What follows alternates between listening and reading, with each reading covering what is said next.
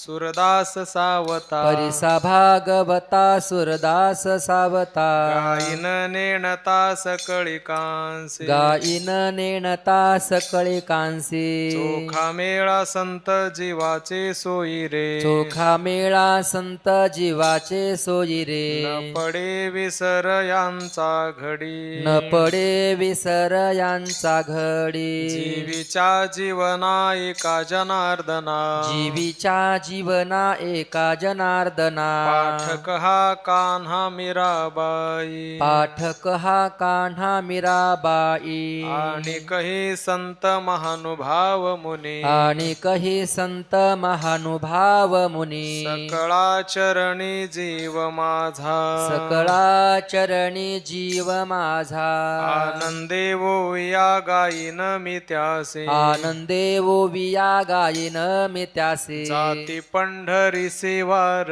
करी जाती पंढरी सेवार करी पंढरी माझे माहेर साजनी पंढरी हे माझे माहेर साजणी ओविया कांडणी गाऊ गीती ओविया कांडणी गाऊ गीते तुका म्हणे माझा बळिया बाप माय तुका म्हणे माझा बळिया बाप माय तुका म्हणे माझा बळिया बाप माय तुका म्हणे माझा बळिया बाप माय तुका म्हणे माझा बळिया बाप माय तुका म्हणे माझा बळिया बाप माय तुका म्हणे माझा बळिया बाप माय तुका म्हणे माझा बळिया बाप माय हर्षे नांदे सये हर्षे नांदे सये घराचारी घराचारी पंढरी माझे माहेर साजणी पंढरी माझे माहेर साजणी हर्षे नांदे सये हर्षे नांदे सये घराचारी घराचारी पंढरी ये माझे माहेर साजणी पंढरी ये माझे माहेर साजणी ओविया कांडणी ओविया कांडणी गाऊ गीते गाऊ गीते पंढरी माझे माहेर साजणी पंढरी माझे माहेर साजणी ओविया कांडणी ओविया कांडणी गाऊ गीते गाऊ गीते पंढरी ये माझे माहेर साजणी पंढरी ये माझे माहेर साजणी निवृत्ती शोभे मुकुटाकार ते शोभे मुकुटाकार ज्ञानासोपानवटेश्वर ज्ञान सोपानवटेश्वर विठो पंढरीचे राणे ल्याले भक्तांची भूषणे विठू पंढरीचे राणे ल्याले भक्तांची भूषणे विठू पंढरीचे राणे ल्याले भक्तांची भूषणे हे चरविसा जगमित्र नागा हे चरविसा जगमित्र नागा कुंडले जोडे विठोबा जोगा कुंडले जोडा विठोबा जोगा कुंडले जोडा विठोबा जोगा कुंडले जोडा विठोबा जोगा कुंडले जोडा विठोबा जोगा कुंडले जोडा विठोबा जोगा बाहू शोभे बाहुवट बाहू शोभे बाहुवट गोरा सावता दिक्पाट गोरा सावता दिक्पाट गोरा सावता दिक्पाट गोरा सावता दिक्पाट गोरा सावता दिक्पाट गोरा सावता दिक्पाट कंठी जाना एक विद कंठी जाना एक विद तो हा जोगा परमानंद तो हा जोगा परमानंद तो हा जोगा परमानंद तो हा जोगा परमानंद तो हा जोगा परमानंद तो हा जोगा परमानंद गळा शोभे वैजयंती गळा शोभे वैजयंती तिसे मुक्ताई म्हणती तिसे मुक्ताई म्हणते तिसी मुक्ताई म्हणते तिसी मुक्ताई म्हणते तिसी मुक्ताई म्हणते तिसी मुक्ताई म्हणते अखंड शोभे माझ्या बापा अखंड शोभे माझ्या बापा पदकी शोभे नामा शिंपा पदकी शोभे नामा शिंपा पदकी शोभे नामा शिंपा पदकी शोभे नामा शिंपा पदकी शोभे नामा शिंपा पदकी शोभे नामा शिंपा कटी सूत्र कटावरी कटी सूत्र कटावरी तो हा सोनार नरहरी तो हा सोनार नरहरी तो हा सोनार नरहरी तो हा सोनार नरहरी तो हा सोनार नरहरी तो हा सोनार नरहरी कासे कसिला पितांबर कासे कसिला पितांबर तो हा जाणावा कबीर तो हा जाणावा कबीर तो हा जाणावा कबीर तो हा जाणावा कबीर तो हा जाणावा कबीर तो हा जाणावा कबीर जानू जघन सरळ जानू जघन सरळ तेही कानू पात्रा विशाळ तेही कानू पात्रा विशाळ तेही कानुपात्रा विशाळ तेही कानुपात्रा विशाळ तेही कानुपात्रा विशाळ तेही कानुपात्रा विशाळ चरणातळील ऊर्ध्व रेखा चरणातळील ऊर्ध्व रेखा झाला जनार्दन एका झाला जनार्दन एका झाला जनार्दन एका झाला जनार्दन एका झाला जनार्दन एका झाला जनार्दन एका विठो पंढरीचे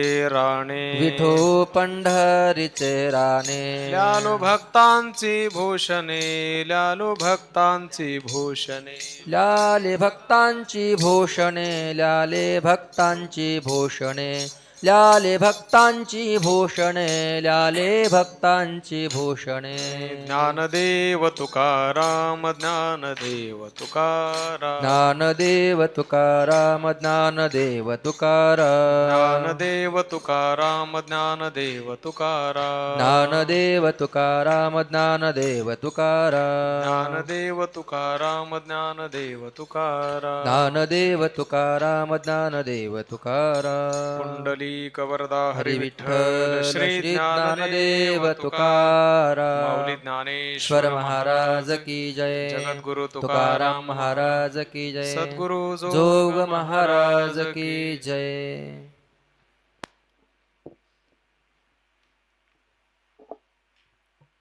नमो सद्गुरु तुकया ज्ञानदीप नमो सद्गुरु सच्चिदानंदरूप नमो सद्गुरु भक्तकल्याणमूर्ती नमो सद्गुरु भास्करा पूर्णकीर्ती पुंडलिकावरती विठ्ठल श्री ज्ञानदेव पंढरीनाथ भगवान की.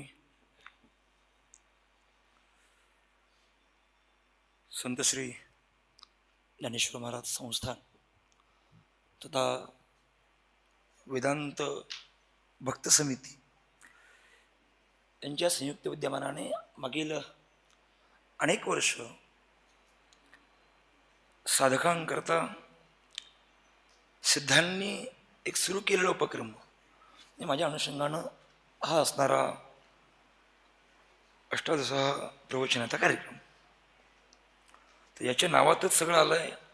18 दिवसांचा कार्यक्रम, त्यात रोजच्या वक्त्याला प्रत्येकी किमान 18 अभंग. तर याच्यामध्ये मी बोलावं की नाही बोलावं एक माझी मोठी अडचणच आहे. पण मला ज्यावेळी कळालं की मला बोलायचं आहे त्यावेळी माझा अभ्यास आहे नाही आहे, गाथ्याचं पूर्णतेने परिशीलन केलं आहे माहीत नाही. पण किमान आपण या प्रवचनाला होकार दिला तर किमान वेदांताचा अभ्यास करणारे, संत साहित्याचा अभ्यास करणारे जे काही साधक आहेत आणि त्यासोबतच या साधकांना घडवणारे जे काही सिद्ध सद्गुरू आहेत आणि परम माऊलींच्या असीम कृपेनं माऊलींच्या सानिध्यात आणि माऊलींच्या लाडक्या भक्तांच्या समोर काहीतरी आपल्याला बोलता येईल यापेक्षा प्रवचनाकरता जो काही 1.5 तास वेळ असेल त्या 1.5 तासामध्ये या सगळ्या साधकांची आणि सिद्धांची कृपादृष्टी माझ्यावरती पडेल आणि त्या कृपेनेच मला काही ना काही बोलता येईल या अनुषंगाने मी याला तात्काळ होकार दिला. म्हणजे माझं भाग्य इतकं चांगलं आहे की ज्यावेळी मी हे सगळं प्रकरण पाहिलं तर माझ्या एक लक्षात आलं की मला काही कुठले अवघड विषय आले नाही आहेत. आलंय तरी काही विषय आला माझ्याकडे, ते अर्थात देवाचं ध्यान आणि देवाची प्रार्थना.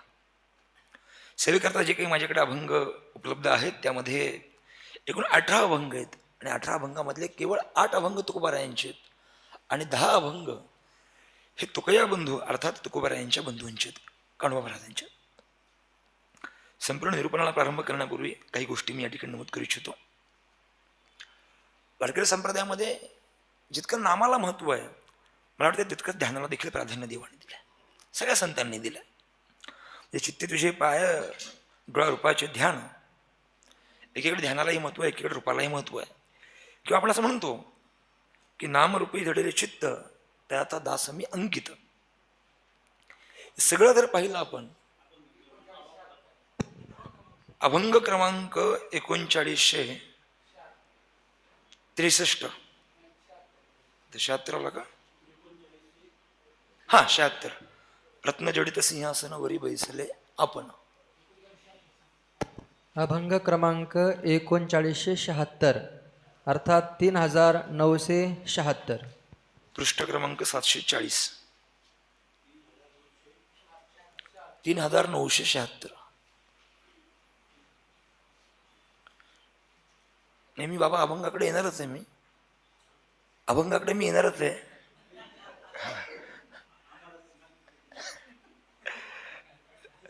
तर काय आता पिकाची लागवड करण्यापूर्वी जमीन सुपीक करावी लागेल ना, तसं माझी जमीन सुपीक करण्याकरता फक्त मी थोडीशी प्रस्तावना करतो. आपण सगळे पंढरीची वारकरी, कालच मी पंढरपुरातून आलो आहे आणि प्रभुकृपेने सकाळी ज्यावेळी मी हा अभंग पाहत होतो तेव्हा मला प्रत्येक अभंग वाचताना काल जे काही पांडुरंगाच्या ध्यानाला न्यायला होतं ते सगळं असंचे असं रूप मला बाबा डोळ्यापुढे उभं राहिलं होतं. काकडा ही सध्या कार्तिक वारी सगळीकडे सुरू आहेत.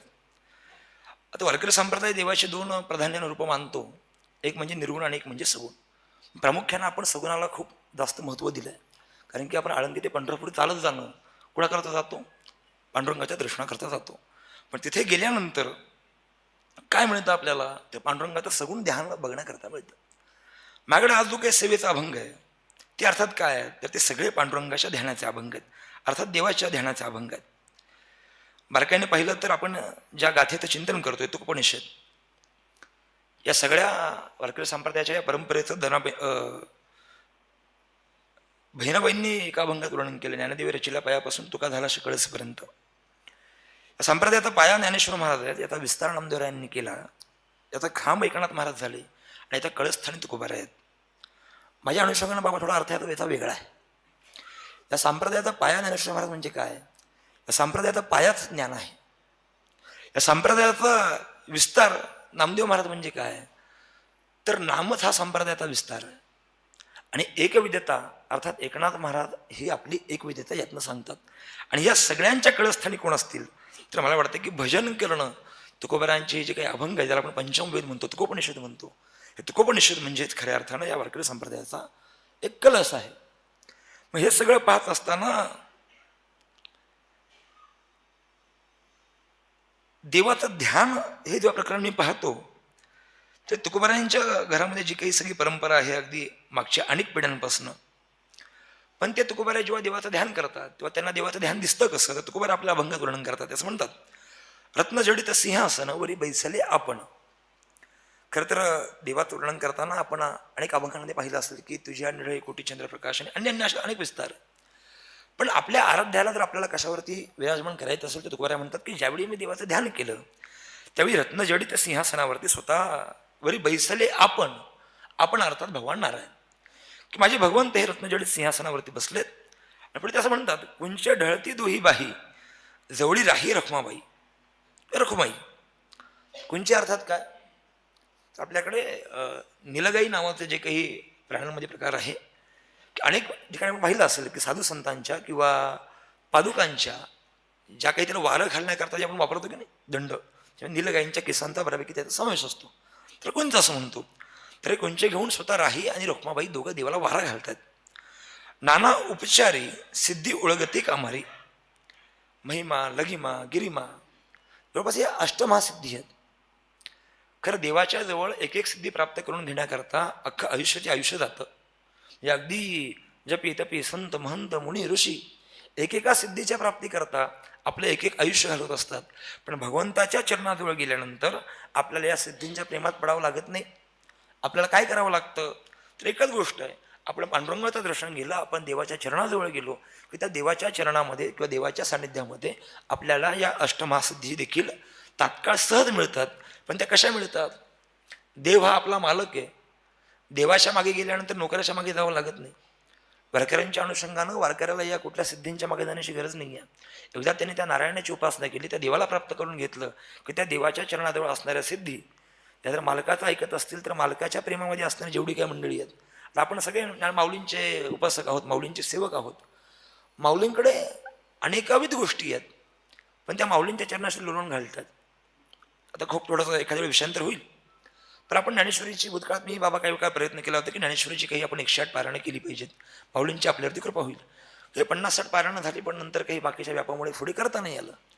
पण कदाचित ते जरी पारायण नीट करता आली नसतील, पण समजा 50 वेळा केलं, 60 वेळा केलं, पण त्या पारायणाचा परिणाम काय झाला की माऊलींच्या चरण सान्निध्यात बसल्यानंतर माऊलींनी जी काही कृपादृष्टी आपल्यावरती टाकली, या अनुषंगानं लोक आता मला म्हणतात की ज्ञानेश्वरीचे अभ्यासक आहेत, हे तुकोबारायांचे अभ्यासक आहेत. अभ्यास केला का? उत्तर आहे नाही. आता परिपूर्ण पाठ केली का? उत्तर आहे नाही. आम्ही महाराज आहोत का?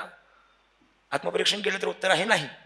बाबांसारखे सिद्धगुरू किंवा अन्य अन्य काही संत मंडळी त्यांना महाराज म्हणणं योग्य आहे, पण आपल्यासारख्या विद्यार्थ्यांनी किंवा साधकांनी स्वतः पुढे महाराज ही उपाधी लावून घेतली तर आपण तितके आहोत का? उत्तर येतं नाही.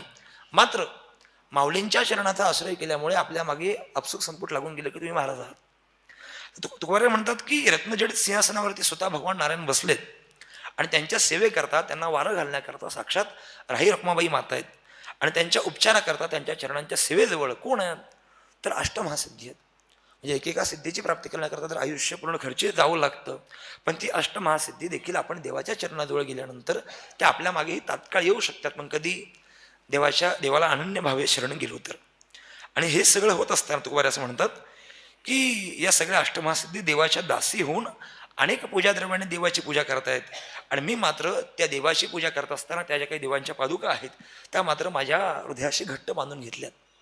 म्हणजे एकदा का देव आपल्याजवळ आला तर मला वाटतं की अन्य गोष्टींच्या मागे जावं लागणार नाही. मग अजून काय काय आहे? देवाचं ध्यान करता महाराजांनी पुढे सांगितलं की हिराक्षोभीला कोंदणी दीड माणिकांची खाणी, तैसा दिसे नारायण मुख सुखाशी मंडन, कोटी चंद्रलीळा पौर्णिमेच्या पूर्ण काळा, तुका म्हणे दृष्टी दाहे परतोनी माघारी तेने. ज्याप्रमाणे सोन्याच्या कोंदणामध्ये जडलेला हिरा तसा सोपतो, हिरा आपण सहज हातावरती घेतला आणि तो दाखवला, पण तोच हिरा सहसा त्याची किंमत त्याचं लक्षण तात्काळ कळत नाही, पण तोच अमूल्य हिरा ज्यावेळी सोन्यामध्ये मढवला जातो किंवा एखादे रत्नाची खाण ज्याप्रमाणे असते त्याप्रमाणे भगवंत ज्यावेळी त्या रत्नाच्या सिंहासनावरती बसतात, या सगळ्या स्वरूपाला आपण पाहतो त्यावेळी तुकोबाराय म्हणतात की ज्याप्रमाणे एखाद्या कोंदणामध्ये उत्तम असा हिरा सजवावा, नटवावा, त्याप्रमाणे आमचे नारायण आम्हाला दिसत आहेत. बरं, नारायणाचं श्रीमुख कसं आहे? सुखाच्या मागं आपल्याला जावं लागतं, पळावं लागतं. आणि आपण ज्या सध्या संसारात वावरतोय किंवा या सगळ्या या संसार बंधनात वावरतोय, मला वाटतं की तुकोबाराय एक अभंग सांगतात की बाबांना तुम्ही या संसारात असं म्हणता की सुख नाही, सुखाचा विचार नाही कोठे. काय संसार दुःखमुळे रात्रंदिन त्यामुळे आपण काय अभंग म्हणत असतो. पण ज्या संसारामध्ये सुखाचा विचार नाही, सुखाचा लवलेश देखील नाही, पण त्याच संसारामध्ये जर आपण पांडुरंगाचं नारायणाचं दर्शन घेतलं तर तुकोबारायांचं म्हणणं आहे की नारायणाचं श्रीमुख बघितल्यानंतर सगळ्या सुखांचं भूषण जे आहे ते आपल्याला त्या श्रीमुखात पाहता येतं. पुढे तुकोबाराय म्हणतात की देवाचं शरीर म्हणजे नेमकं कसं आहे? ज्याप्रमाणे पौर्णिमेच्या पूर्ण कलांनी युक्त असा कोट्यावधी चंद्रांशी लिला, या चंद्राचा प्रकाश, चंद्र ज्याप्रमाणे सुंदर दिसतो, त्याची जी शीतलता मिळते, त्याप्रमाणे भगवंताचं शरीर आहे. आणि तुकोबाराय सांगतात की तुका म्हणे दृष्टी धाय परतोणी माघारी ते नाही. आणि अशा सुंदर अशा हरीला पाहिल्यानंतर आमच्या डोळ्याचं पारणं फिरतं आणि एकदा का देवाला बघितलं तर पुन्हा आम्ही माघारी येत नाही. अर्थात आपण बऱ्याचदा तीर्थक्षेत्रात जातो, माऊलींच्या मंदिरात जातो, दर्शन घेतो, तुकोबारायांकडे जातो, दर्शन घेतो, किंवा आता गेली अनेक दिवस आपण अनेक साधकांची प्रवचन ऐकतायत. जोपर्यंत आपण या सभागृहात आहोत मन स्थिर असतं, एकाग्र असतं आणि आपली वृत्ती जी असते ती कायम भगवंताकडे सदाकार असते. मात्र आपण या मगाशी बाबांकडे आलो, बाबांना म्हटलं की बाबा मला जरा अभ्यास झाला नाही का. बाबांकडे एक वाक्य मला आलं की अभ्यास हो न हो काय तुम्ही सांगाल नाही सांगाल माहीत नाही, पण तुम्ही या वायुमंडलामध्ये येऊन काहीतरी चांगली ऊर्जा घेऊन गेलं पाहिजे ही आमची इच्छा होती. मला वाटतं की देवाच्या चरणाजवळ गेल्यानंतर, देवाच्या सानिध्यात गेल्यानंतर एकदा का वृत्ती भगवंताची तदाकार झाली की पुन्हा मग ती लवकर त्या चरणांपासून मागे राहतात. तुकोबारायांचं म्हणणं आहे की साधं प्रवचन ऐकलं तर मनाची वृत्ती अशी होत असेल, साक्षात जर त्या भगवंताचं रूप पाहिलं तर काय होईल. म्हणून तुकोबाराय सांगतात तुका म्हणे दृष्टी धाय परतोणी माघारी त्याने. बरं झालं महाराज, देवाला सिंहासनावरती बघितलं, आसनावरती बघितलं, महासिद्धी बघितल्या, देवाचं रूप पाहिलं, त्याचं वर्णन केलं. आता पुढे काय? तुकोबाराय सांगतात बाबांनो, तरी सुद्धा लोक इतकी व्यस्त आहेत की लोकांना सहज सांगून जमत नाही. तुकोबाराय म्हणतात आता लोकांना मी हात वर करून सांगतो. काय? उभारीला हात जगी जाणविली मात.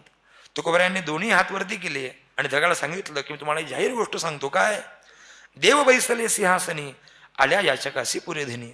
देव आता सिंहासनावरती बसलेत आणि आलेल्या याचकांची इच्छा पूर्ण करत आहेत. तर बऱ्याचदा लोकांना सांगावं लागतं की बाबांना आता प्रवचन आहे, तुम्ही आमच्याकडे चला. आता देव सिंहासनावरती, देवाचे अनेक अवतार झाले, देवाने अनेक लीला केल्या, पण देव त्यावेळी कुठेतरी कामामध्ये वेगळं होते. आता मात्र देव सिंहासनावरती बसलेत आणि ते केवळ आणि केवळ आलेल्या सगळ्या याचकांना भेटतायत आणि त्या याचकांच्या मनातल्या सगळ्या इच्छा पूर्ण करतायत. म्हटले ठीक आहे, पूर्ण करतायत, पण काय काय होईल? तुकोबाराय म्हणतात अरे बाबा तो तुमच्याकरता नाही आला, तो आलाय कोणाकरता? एकाच्या काही वाडे उगवे भूतांचे कोडे. एका पुंडलिकाच्या छंदानं, एका पुंडलिकाच्या भक्तीपोटी देव पंढरपूरला आले, मात्र त्या पुंडलिकाच्या अनुषंगानं देवांनी सगळ्यांच्या जीवनात सार्थक केलं अथवा सोनं केलं. तर मला काय सगळ्याच गोष्टी सांगायच्या नाही भूतकाळातल्या किंवा विस्तार त्याचा करायचा नाही, वेळ आधीच कमी आहे आणि मी आधीच 15 मिनिटं उशीर आलो आहे. पण पुंडलिकाने आपल्या आयुष्यात जी काही भक्ती केली त्या भक्तीच्या सुखामुळं म्हणा किंवा त्या भक्तीला प्रसन्न होऊन भगवंत आले. मला वाटतं की या सगळ्याच्या अनुषंगाने आपण ज्यावेळी पुंडलिका देखील पार्श्वचरित्र पाहतो एकच गोष्ट लक्षात येते की आईवडिलांच्या सेवेच्या अनुषंगानं भगवंत आले. ते म्हटले की बाबा तुझे लागे ते बोलावी कोणी प्रार्थीला वाचून आलंस की बाबा तुला आम्ही काही बोलवलं नाही, कशा करता आलं?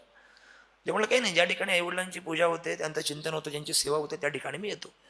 खरं तर या कृतीतनं पुंडलिकाने संपूर्ण मला वाटतं की जगाला एक उद्देश, एक बोध दिला आहे की आपल्या मातृ आणि माऊली म्हणतात की नाही सगळ्या तीर्थाची दुरीची एका माता पित्र त्या सेवेची शरीर लोण कीचे. त्या पुंडलिकाने केलेल्या सेवेमुळे देव प्रसन्न झाला आणि त्या पुंडलिकाच्या अर्थात एकाच्या काही वाडे उभे भूतांचे कोडे. त्या पुंडलिकामुळे देवाचं सानिध्य आपल्या सगळ्यांना देखील प्राप्त झालंय आणि त्याच्या योगाने आपल्या देखील ज्या काही इच्छा असतील त्या आपण तात्काळ त्या योगाने पूर्ण करू शकतो. तुकोबाराय सांगतात की दोही ठाई तुका नाही पडू देत चुका. तुकोबाराय म्हणतात की एवढं सगळं होत असताना मी देवाच्या चरणाजवळ सुद्धा आहे, म्हणजेच काय, मी देवाच्या सेवेत पण आहे, पण त्यासोबतच लोकांनी देवाच्या सेवेला प्रवृत्त व्हावं याकरता सुद्धा मी तत्पर आहे. ते माझ्या दोन्ही क्रियांमध्ये मी अंतर पडू देत नाही, त्यामुळे दोन्हीकडची कामं मी व्यवस्थित पार पाडतो. बऱ्याचदा आपल्याला प्रश्न पडतो संसारात बघू का आता परमार्थाचं बघू. पण तुकोबाराय म्हणतात की बाबा नो, एक कल्ली राहून जमणार नाही. माऊली म्हणतात की नाही असून संसार जीव वेगळं करी, परमार्थातही असलं पाहिजे. पण मला श्री चैतन्य महाराजांचे उदाहरण आठवलं. ते असं काय म्हणतात की नाव समुद्रात पाहिजे किंवा समुद्र नावेत पाहिजे? काय उत्तर येतं आपलं? म्हणजे नावेत समुद्र पाहिजे का समुद्रात नाव पाहिजे? मला ऐकू कमी येतं. समुद्रात नाव पाहिजे ना. तसं संसार आपल्यात पाहिजे का आपण संसारात पाहिजे?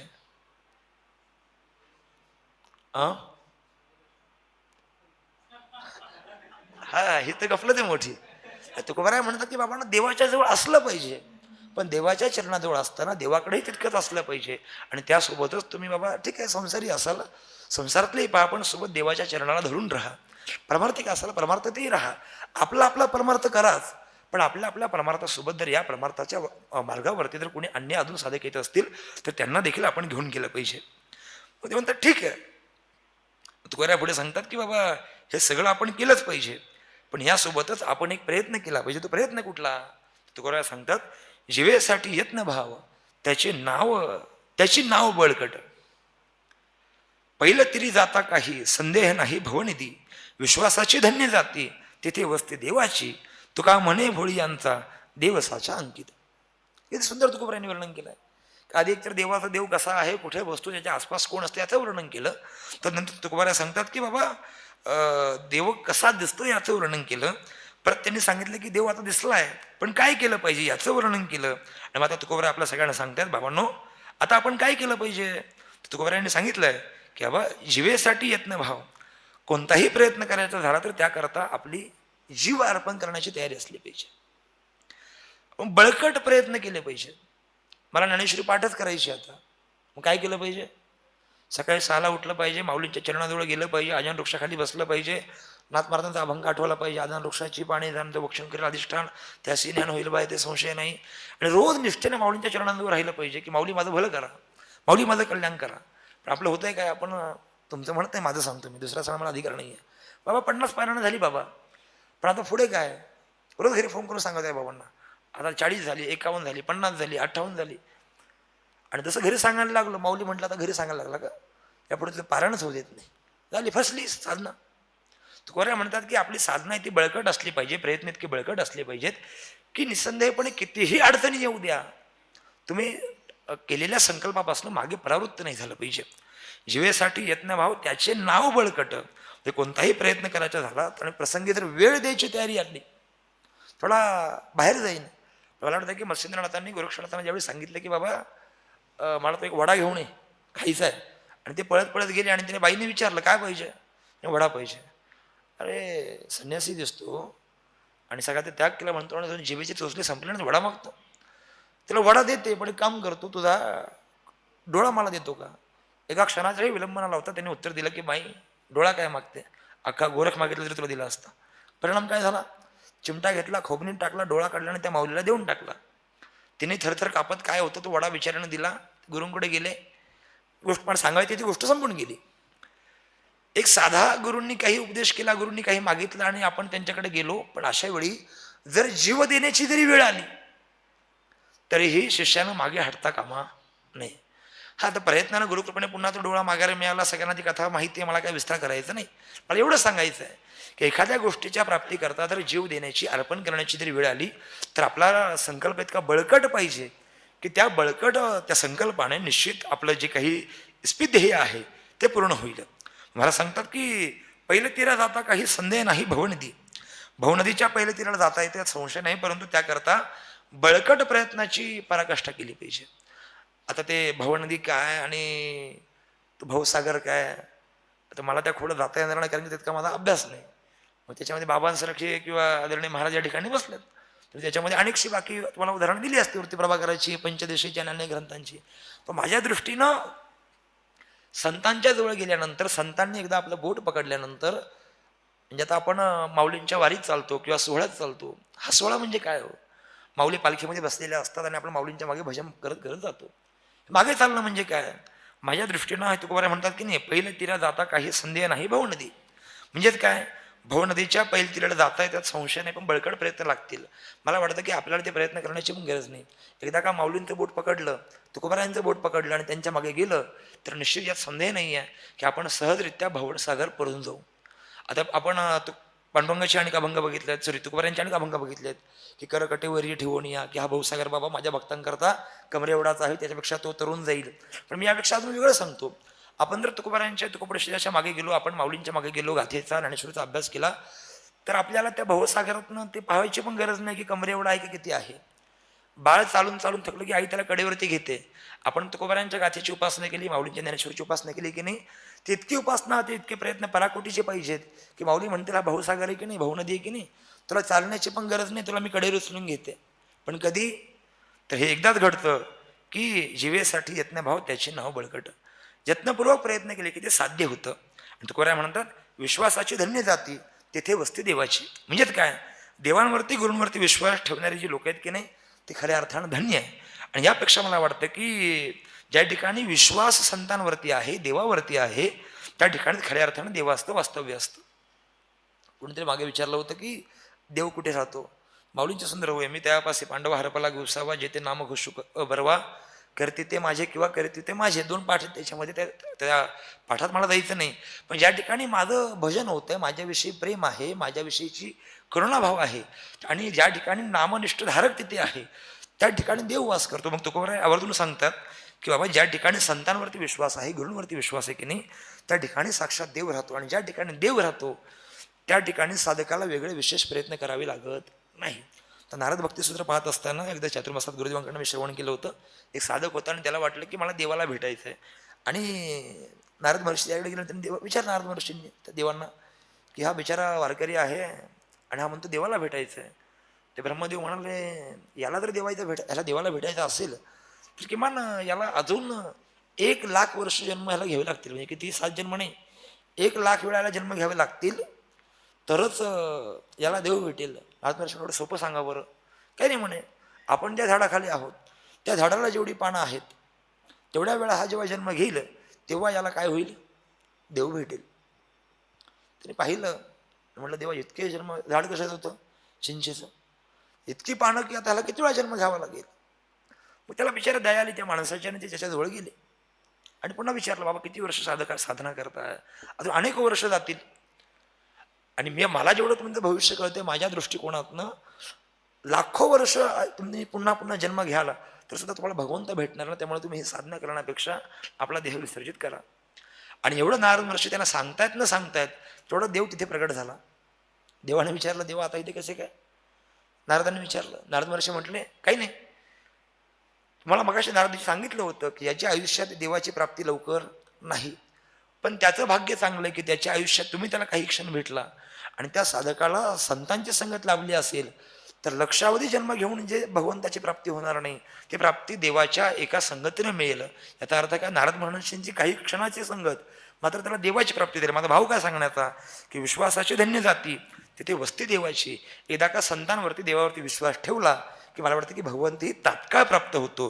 तुका म्हणे भोळी यांचा देव साचा अंकित. तुकाराम म्हणतात की हा देव खरोखरच भोळ्या माणसांचा आहे आणि तो विश्वास जो आहे तो विश्वासी लोकांचा अंकित तात्काळ होतो. उदाहरणार्थ काय, यात लागून एक चरण मला आठवतं, ते असं आहे की विश्वास होतो करी स्वामीवरी सत्ता. भले भले मोठे मोठे आम्ही बाबा महाराज, डॉक्टर बाबासाहेब, त्यांच्याकडे जाताना आम्हाला मनात प्रचंड धारिष्ट तर एवढं सगळं मी बोलतोय की नाही माझं नाही, मग काय आहे ते. प्रभू तुम्ही महेशाच्या मूर्ती मी दुबळा आरती तसे भक्ती बोल तरी गंगावती स्वीकारलं की. भगवान शंकराची पूजा करत असताना बेल व्हावा लागतो महाराज. पण आम्ही दुष्काळातले माणसं, मान खटाव तालुक्यातले, सातारा जिल्ह्यातले, आमच्याकडे काही पाणी नाही त्यामुळे बेल उगवणं फारच अवघड आहे. पण त्या नदीच्या काठाला निरगुडीचं झाड असतं. निरगुडी माहिती का, त्याला बेलासारखे 3 पानं असतात. मग ते ज्यावेळी बेल मिळत नाही की नाही त्यावेळी आम्ही काय करतो, ती निरगुडी घेतो आणि भगवान शंकर अत्यंत कृपाळू आहेत. ते तात्काळ ते आपण म्हणतो की ते भोळा देव आहे, पण ती आमची भोळी भक्ती आहे. आम्ही काय करतो, त्या पिंडीवरती जातो आणि निरगुडी वाहतो आणि देवाला काय सांगतो, देवा व्हायचा होता बेल मात्र आहे काय माझ्याकडं निरगुडी. देव म्हणतो काळजी करू नको, मी आहे ना. तो शुद्ध भावना आम्हाला पाहिलंय की नाही, काळजी करण्याचं कारण नाही. तुकोबाराय म्हणतात की आता आम्हाला कधी वाटलं आम्हाला कोरेकर बाबांना बोलवायचे, आम्हाला यांना बाबांना बोलवायचे, श्रीगुरु महाराजांना बोलवायचे. आपल्यातले अनेक मंडळी म्हणतात नाही त्यांच्या पुढे आम्ही जात आता मी टोपी घालायची विसरलो मग अशी आता मला आठवलं. खरं आम्हाला भीती वाटते. पूर्वी जयराम बाबा भोसले होते, त्यांच्याने माझ्या आडनाव साधर्मी आहे. त्यांना बघितल्या लोक थरथर कापायची. का बरं? बाबा समोरून आले आणि विद्यार्थी समोर असला, टोपी नसली की माणसं पुढे जात नव्हती. पण मग आम्ही आता का बाबा पुढे असं गेलं नाही पाहिजे, हा दोषच आहे मोठा, हे पापच आहे मोठं. पण आम्ही आज काय येतो तर तुका म्हणे भोळी आणता देव साचा अंकित. हा, त्यामुळे पण आपल्याकडे बऱ्याचदा असं म्हटलं की भोळं म्हटलं कारण काय म्हणतो वेळा.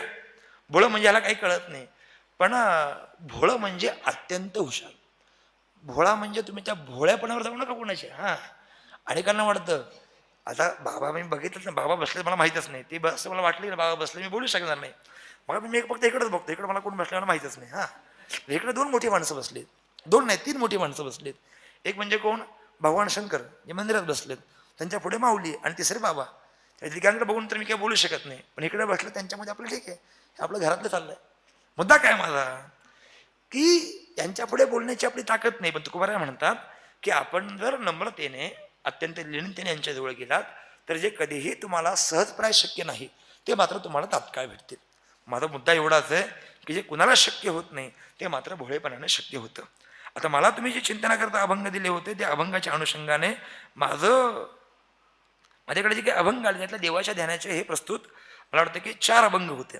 पुढचं प्रकरण जे येतं ते अर्थात आता आपण देवाला पाहिलंय, देवाचं सिंहासन पाहिलंय, देवाकडे कसं जायचं हे पाहिलंय.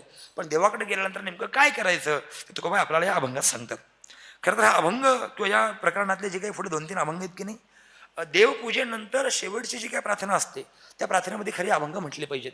असं मगाशी येताना बाबा मी वैकुंठवासी गुरुवर्य श्री शंकर महाराज कंदारकरांची प्रस्तावना वाचून आलो किंवा अन्यान्य जे काही प्रस्तावना पाहून आलो तसं म्हटलं होतं शुद्धतेने. त्यांनी असं म्हटलंय की हे जे काही आत्ताचे जे शेवटचे अभंग आहेत त्या प्रत्येक अभंगामध्ये ज्याप्रमाणे म्हणजे अगदी देवडीकरांच्या ओळीमध्ये रत्नजडित सिंहासनापासून पुढच्या आसो मंत्रहीन क्रिया या अभंगापर्यंत अनेकदा पुराणांमध्ये किंवा शास्त्रांमध्ये जी काही संस्कृतची वचनं सांगितली आहेत.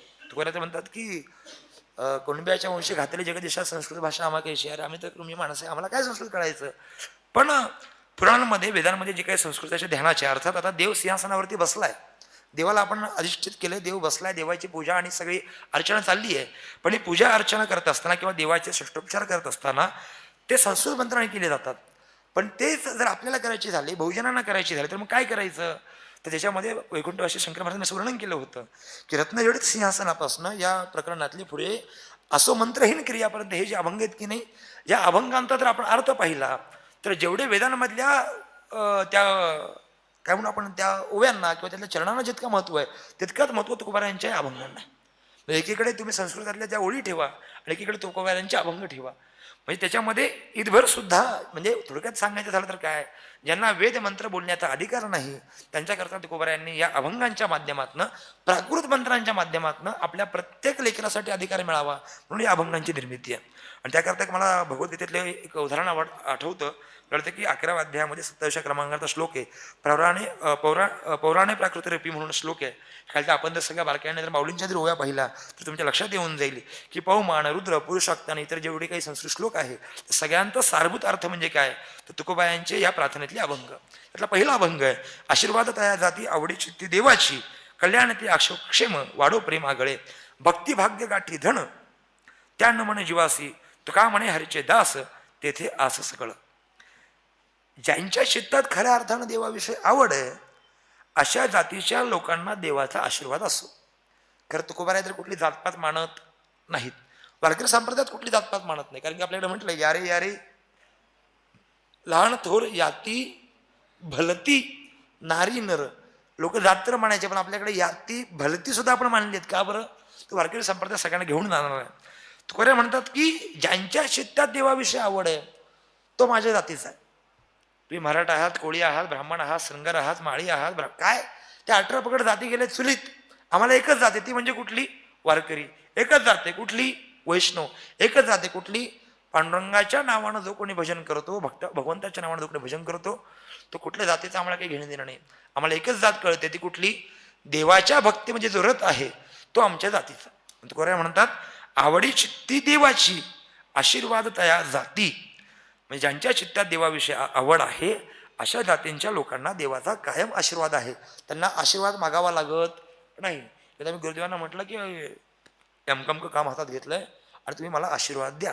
त्याने मला सांगितलं असं की बाबा आशीर्वाद तुला मी तू ज्यावेळी मला पहिल्यांदा भेटला तेव्हा तुला आशीर्वाद दिला. आशीर्वाद जर पुन्हा पुन्हा द्यावा लागत असेल तर कदाचित पहिला दिलेला आशीर्वाद खोटा असेल. त्यामुळे गुरूंकडं संतांकडे गेल्यानंतर आपण केवळ नमन करावं, वारंवार त्यांच्याकडे आशीर्वादाची अपेक्षा करू नये. कारण की एकदा आईनं मुलाला स्वीकारलं तर आईला कायम मुलाचं कल्याण व्हावंच वाटत असतं. तुकाराम म्हणतात की एकदा तुमच्या मनामध्ये देवाविषयीचं चित्त, देवाच्या प्रेमाविषयीचं, देवाच्या सगुण निर्गुणाविषयीचं प्रेम निर्माण झालं तर तुम्हाला वेगळे आशीर्वाद मागण्याची गरज नाही. देव तुमच्या मागे अखंड आशीर्वाद देण्याकरता तत्पर असतो. तुकाराम म्हणतात कल्याण ती असो क्षेम वाढो प्रेम आगोळे. तुमच्या क्षेम कल्याणाकरता आणि म्हणजे अर्थात तुमचं क्षेम कल्याण असो, तुम्हाला काही वेगळं मागण्याची गरज नाही आहे. म्हणजे भक्ता राखी पायापासी दुर्जनासी संवारी. एकदा तुम्ही देवाजवळ गेला की तुमच्या पुढे काय लागतंय काय नाही काय पाहिजे देवाला सांगण्याची गरज नाही. देव तुमचा एकदा तारणहार झाला, एकदा त्याने तुम्हाला आशीर्वाद दिले की देवाला काही सांगावं लागत नाही. तुमच्या सगळ्यांचं कल्याण असो आणि तुमचं काय चाललंय हे देव सतत पाहत असतो आणि सदैव तुमचं भगवंताविषयीचं प्रेम वाढत राहो हा सगळ्यात मोठा आशीर्वाद आहे. तुकाराम म्हणतात भक्ती भाग्य गाठी धन त्या नमन जीवासी.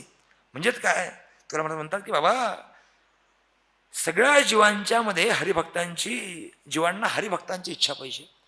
आता आपल्याला काय वाटतं, वस्त्र पाहिजे, कपडे पाहिजे, चांगला मोबाईल पाहिजे, पण देव म्हणतो मला असं काही लौकिक गोष्टीची गरज नाही आहे. केवळ आणि केवळ मला जीवनात काही हवं असेल तर केवळ आणि केवळ हरिभक्तांची कायमची संगत मला मिळो, यापेक्षा मला दुसरं भाग्याचं गाठोड किंवा भाग्य गाठी धन हे काही असण्याची आवश्यकता गरज नाही. तो का म्हणे हरीचे दास ते आस सकळ. देवाला हरिभक्तांशिवाय दुसऱ्या कोणाची गरज नाही. आपल्या देवघरामध्ये जर संतांचे फोटो असतील तर आपण कधी देवाचं देवघर बघितलं तर त्या देवघरामध्ये, म्हणजे चुकलं माझं वाक्य, आपल्या देवघरामध्ये देवाचे मूर्ती असतात, देवाचे फोटो असतात, पण कधी तर आपण देवाने आपल्यावरती कृपा केली आणि देवाला सांगितलं देवा मला तुझं देवघर बघायचं. सहज पांडुरंगाला म्हटलं पांडुरंगा तुझं देवघर दाखव मला. पांडुरंग म्हटला चला दाखवतो. बघितलं तर काय, पांडुरंग रोज सकाळी त्या रत्नजडी सिंहासनावर उतरतो, त्या बिचाऱ्या अष्टमहासिद्धी मागे मागे पळतात, राही रखमाबाई वारा घालतात. देव काय करतो, देव आसनावरून उतरून पुढे बसतो आणि देवाच्या घरात देवघर आहे आणि तो कपाट उघडतो. मग त्याला कोण दिसतं देवघरामध्ये, त्याला माऊली दिसतात. त्याला कोण दिसतं देवघरामध्ये, तिथे तुकोबाराय असतात, तिथे निळोबाराय असतात, तिथे चोखोबाराय असतात. देवालाही कोणाची इच्छा आहे, तर तुकोबाराय सांगतात की देवाला तुका म्हणे हरीचे दास तेथे आस सकळ. इतका सुंदर काय भगवंताचं दर्शन घेतल्यानंतर त्या भगवंताला कोणाची आशा आहे, त्याला देवाची आशा आहे. त्याला देवाची आशा असेल तर तुम्ही एक गोष्ट करा, लक्षात घ्या की तुमच्या संपूर्ण कुळाला आशीर्वाद तया जाती आवडे चित्ती देवाची. ज्याच्या ज्याच्या चित्तामध्ये देवाविषयी प्रेम आहे त्या सगळ्यांना भगवंताचे आशीर्वाद आहेत. तुकाराम पुढे सांगतात तयासाठी वेचू वाणी ऐको काणी वार्ता त्या क्षेम माझे हरिजन समाधान पुसता त्या. परत्रीचे जे सांगाती त्यांची याती न विचारी तुका म्हणे धैर्यवंते निर्मळ चित्ते सखीती. म्हणजे तुकाराम असं म्हणतात की आम्ही आपली वाणी जी आहे की नाही ती संतांकरता खर्च करू. खरं तर बघा आपलं काय झालं बऱ्याचदा आपल्या वाणीनं आपण इथे बसल्याची गोष्ट वेगळी आहे, पण मी इतर समाजात सांगतोय देवाने इतकी सुंदर वाणी दिली की त्या वाणीने केवळ रात्रंदिवस भगवंताचाच म्हणजे काय हरिमुखे म्हणा पुण्य शिकरणा कनक किंवा हरिमुखे गाता हरपली चिंता, एवढ्या काय चिंता असतील त्या भगवंताच्या नामस्मरणात निघून जातील. पण आपलं झालंय काय, तुकाराम म्हणतात की आमची जी वाणी आहे की नाही, आता याच्या अनुसार मला 2-3 अभंग मला सहज आता डोळ्यापुढे तळून गेले. त्यातला पहिला अभंग तुकाराम म्हणतात की वाणीच्या अनुषंगानं आपण ज्यावेळी भगवंताचं नामस्मरण घेतो त्यावेळी आपल्याला वेगळ्या कुठल्या पुण्याच्या कामाकरता किंवा कुठल्या कार्याकरता विशेष प्रयत्न करावे लागत नाही. आपली वाणी कोणाकरता खर्च केली पाहिजे, आपली वाणी केवळ आणि केवळ संतांच्या चिंतनाकरता खर्च केली पाहिजे. जर मुखाने काही बोलायचंच आहे तर आपण संतांचं वाङ्मय वाचलं पाहिजे, कृती करायचीच आहे तर आपण केवळ आणि केवळ आपलं आयुष्य संतांकरता खर्च केलं पाहिजे. आणि जर कानाने काही ऐकायचंच झालं तर आपण इतरांचं काही ऐकण्यापेक्षा केवळ आणि केवळ संतांची वचनं ऐकली पाहिजेत. ते तुकोबाराय म्हणतात की क्षेम माझे हरिजन समाधान पुसता त्या. माझे हरिभक्त आनंदात आहेत का, देव काय विचारतो, काय नाही. देव म्हणतो की बाबा मला एखादा हरिभक्त भेटला तर मला काय वाटतं, तू कुठनं आला, कुठल्या गावावरून आला आणि तू काय करतोय. नाही ज्ञानेश्वर पारायण नीट चाललंय का, गाथा बरं चाललंय का, रोज वाचताय का, आणि हे वाचता वाचता तुमच्या चित्ताला समाधान मिळतं का, म्हणजे आपलं क्षेम आपलं बरं चाललंय का, हे संसारातला देव विचारत नाही. देव काय विचारतो? साधनेतलं विचारतो. आणि मला वाटतं की जेवढे साधक या अनुषंगानं चालत जात आहेत, मला वाटतं की त्यांच्या त्या आध्यात्मिक पथावरती तुम्हाला आता बऱ्याचदा असं होतं की काही काळ मी पण आळंदीला आलो होतो आणि आळंदीला आल्यानंतर असं वाटायचं की घरातल्यांनी विचारलं पाहिजे काय चाललंय काय नाही, बरं चाललंय का. पण दुर्दैवानं फक्त आईवडील विचारायचे आणि बाकीचे नातेवाईक तेव्हा शिव्या घालायचे की मुलगा आळंदीला गेला, शिकला आणि वाया गेला. हां, पण ज्यावेळी काहीतरी माऊलींची कृपा होते आणि एखादा साधक पुन्हा कीर्तनकार होतो, लोकांमध्ये जातो, लोकांमध्ये नावलौकिक होतो, तेव्हा मात्र सगळा समाज विचारू लागतो. पण तेव्हा मात्र चित्तामध्ये ओलावा निर्माण होतो की ज्यावेळी माझ्या मागे कोणी नव्हतं तेव्हा मात्र माऊली माझी विचारपूस करायच्या, तरी मात्र संतांनी मला सांभाळलं. तुकोबारायांचं म्हणणं आहे की आता मला लोकांची गरज नाही आहे, माझी वाणी आणि माझे कान काय ऐकतील त्यासाठी वेचू वाणी ऐको काणी वार्ता त्या क्षेम माझे हरिजन समाधान पुसतात त्या. मला इतर काही विचारण्यापेक्षा मला माझ्या भक्तांचं क्षेमकुशल चाललंय का ते विचारण्यास समाधान वाटतं. तुकाराम म्हणतात की परत्रीचे जे सांगाती त्यांची जाती न विचारी, वैकुंठ मार्गातले जे काही माझे सोबती आहेत की नाही ते कोणत्याही जातीचे असले तरी त्यांची जातीचा विचार न करता ते हरिभक्त आहेत की नाही, माझ्यासाठी हे खूप महत्त्वाचं आहे, मला दुसऱ्या कशाची गरज नाही. आणि तुकोबारा सांगतात की तुका म्हणे धैर्यवंते निर्मळ चित्ती सखीते, म्हणजे काय, धैर्यवान आणि निर्मळ चित्ताचे जे हरिभक्त आहेत तेच माझे मित्र आहेत. देवाचे मित्र कोण? आळंदीला आलोय, 2 वर्ष झाले, 3 वर्ष झाले, 5 वर्ष झाले, 6 वर्ष झाले. बऱ्याचदा आपण असं पाहत असतो की काही लोक 2 वर्ष येतात आणि 3 वर्षी आळंदीतनं गायब होतात. मात्र महाराष्ट्रात फार मोठा लौकिक असतो. आणि मग आपल्याकडचे लोक विचारतात की अरे आमच्या पण बुवा, आमच्या पण महाराज कुठे आळंदीत राहतात, पण ते काय टी व्हीवर येत नाही, ते काय टी व्ही स्टार नाही, ते काय रील स्टार नाही. पण आपल्या गावाकडच्या लोकांना माहीत नसतं की जे नेहमी कोणाशी अवहेलना करत नाही आणि कोणाला दुखवत पण नाही आहे. पण आपल्या साधकांना एक गोष्ट लक्षात आली पाहिजे की आपण लोकांना प्रभावित करण्यापेक्षा आपण देवाला प्रभुभावित करतो. लोकांना प्रभावित करणं फार सोपं आहे, पण देवाला प्रभावित करणं फार अवघड आहे. मग तुकोबाराय म्हणतात की तुका म्हणे धैर्यवंते निर्मळ चित्तीस घेते, जे धैर्यवान आहेत आणि जे निर्मळ चित्ताचे आहेत अशीच मंडळी माझ्या दृष्टीनं आदरणीय डॉक्टर बाबांकडे सकाळी 9 वाजता, 12 वाजता, 4 वाजता, म्हणजे जे विषय आम्ही सहज ऐकायला गेल्यानंतर एखादा पाठ ऐकल्यानंतर वाटतं की हे आपल्याकरता नाही, ते काही एखाद्या ओळी वाचल्या की बाबा असं वाटतं की हे फारच अवघड आहे. मी चातुर्मासात गेलो आणि श्री गुरु महाराजांच्या चरणांजवळ बसलो आणि त्यांनी सांगितलं की पलीकडे पूजनीय शिखरापर्यंत एक पाठ आहे, ते शंकराचार्यांचं भाष्य सुरू होतं आणि नुकताच मुंबईवरून आलो होतो, मला काय त्यातलं कळत सुद्धा नव्हतं काय असतं भाष्य आणि काय अमकं तमकं. महाराजांना म्हटलं की महाराज मी काल गेलो होतो, पण ते कानातून नाही, सगळं डोक्याच्या वरतून गेलं आणि कानात जाईल असं मला वाटत नाही. पण त्यांनी उत्तर दिलं, बाळा ते कळत नसलं तरी ते आपण ऐकलं पाहिजे. कारण की काय, देवाचं नाम घ्या तुम्हाला सांगितलं, तुम्हाला अर्थात संसारिक लोकांना सांगितलं, काय करतात, एखादी माळ घेतात, 108 वेळा ओढली ती 1 दिवस करतील, तर माळ जाऊ द्या, ज्ञानेश्वरी घेऊ. ज्ञानेश्वरी आता तुम्ही सगळे साधक आहात किंवा सिद्धावस्था म्हणजे लौकिकातलं सांगतोय, ज्ञानेश्वरीचं पारायण करा, मी लोकांना रोज सांगतो.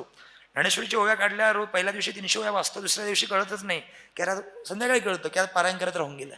तिसऱ्या दिवशी ज्ञानेश्वरी कुठे ठेवली आठवतच नाही आणि चौथ्या दिवशी ज्ञानेश्वरी कुठे असते, कपाडात किंवा ठेवल्यावर कुठेतरी असते. आणि मग वर्षभराने जेव्हा जातो कुठे आळंदीला आणि कुठल्या कीर्तनात आपण ऐकतो की बाबांनो एक वेळ जेवण केलं तरी नाही चालेल पण किंवा ज्ञानेश्वरी वाचा, मग घरी तर मग आठवतं कधी वर्षभरानंतर की ज्ञानेश्वरी काय केली पाहिजे, वाचली पाहिजे. म्हणजेच काय, विषयांमध्ये आपण विषयाचा परिपाडू, गोड परमार्थ लागे कडू, कडू विषय तो गोडू जीवाशी झाला मान्य.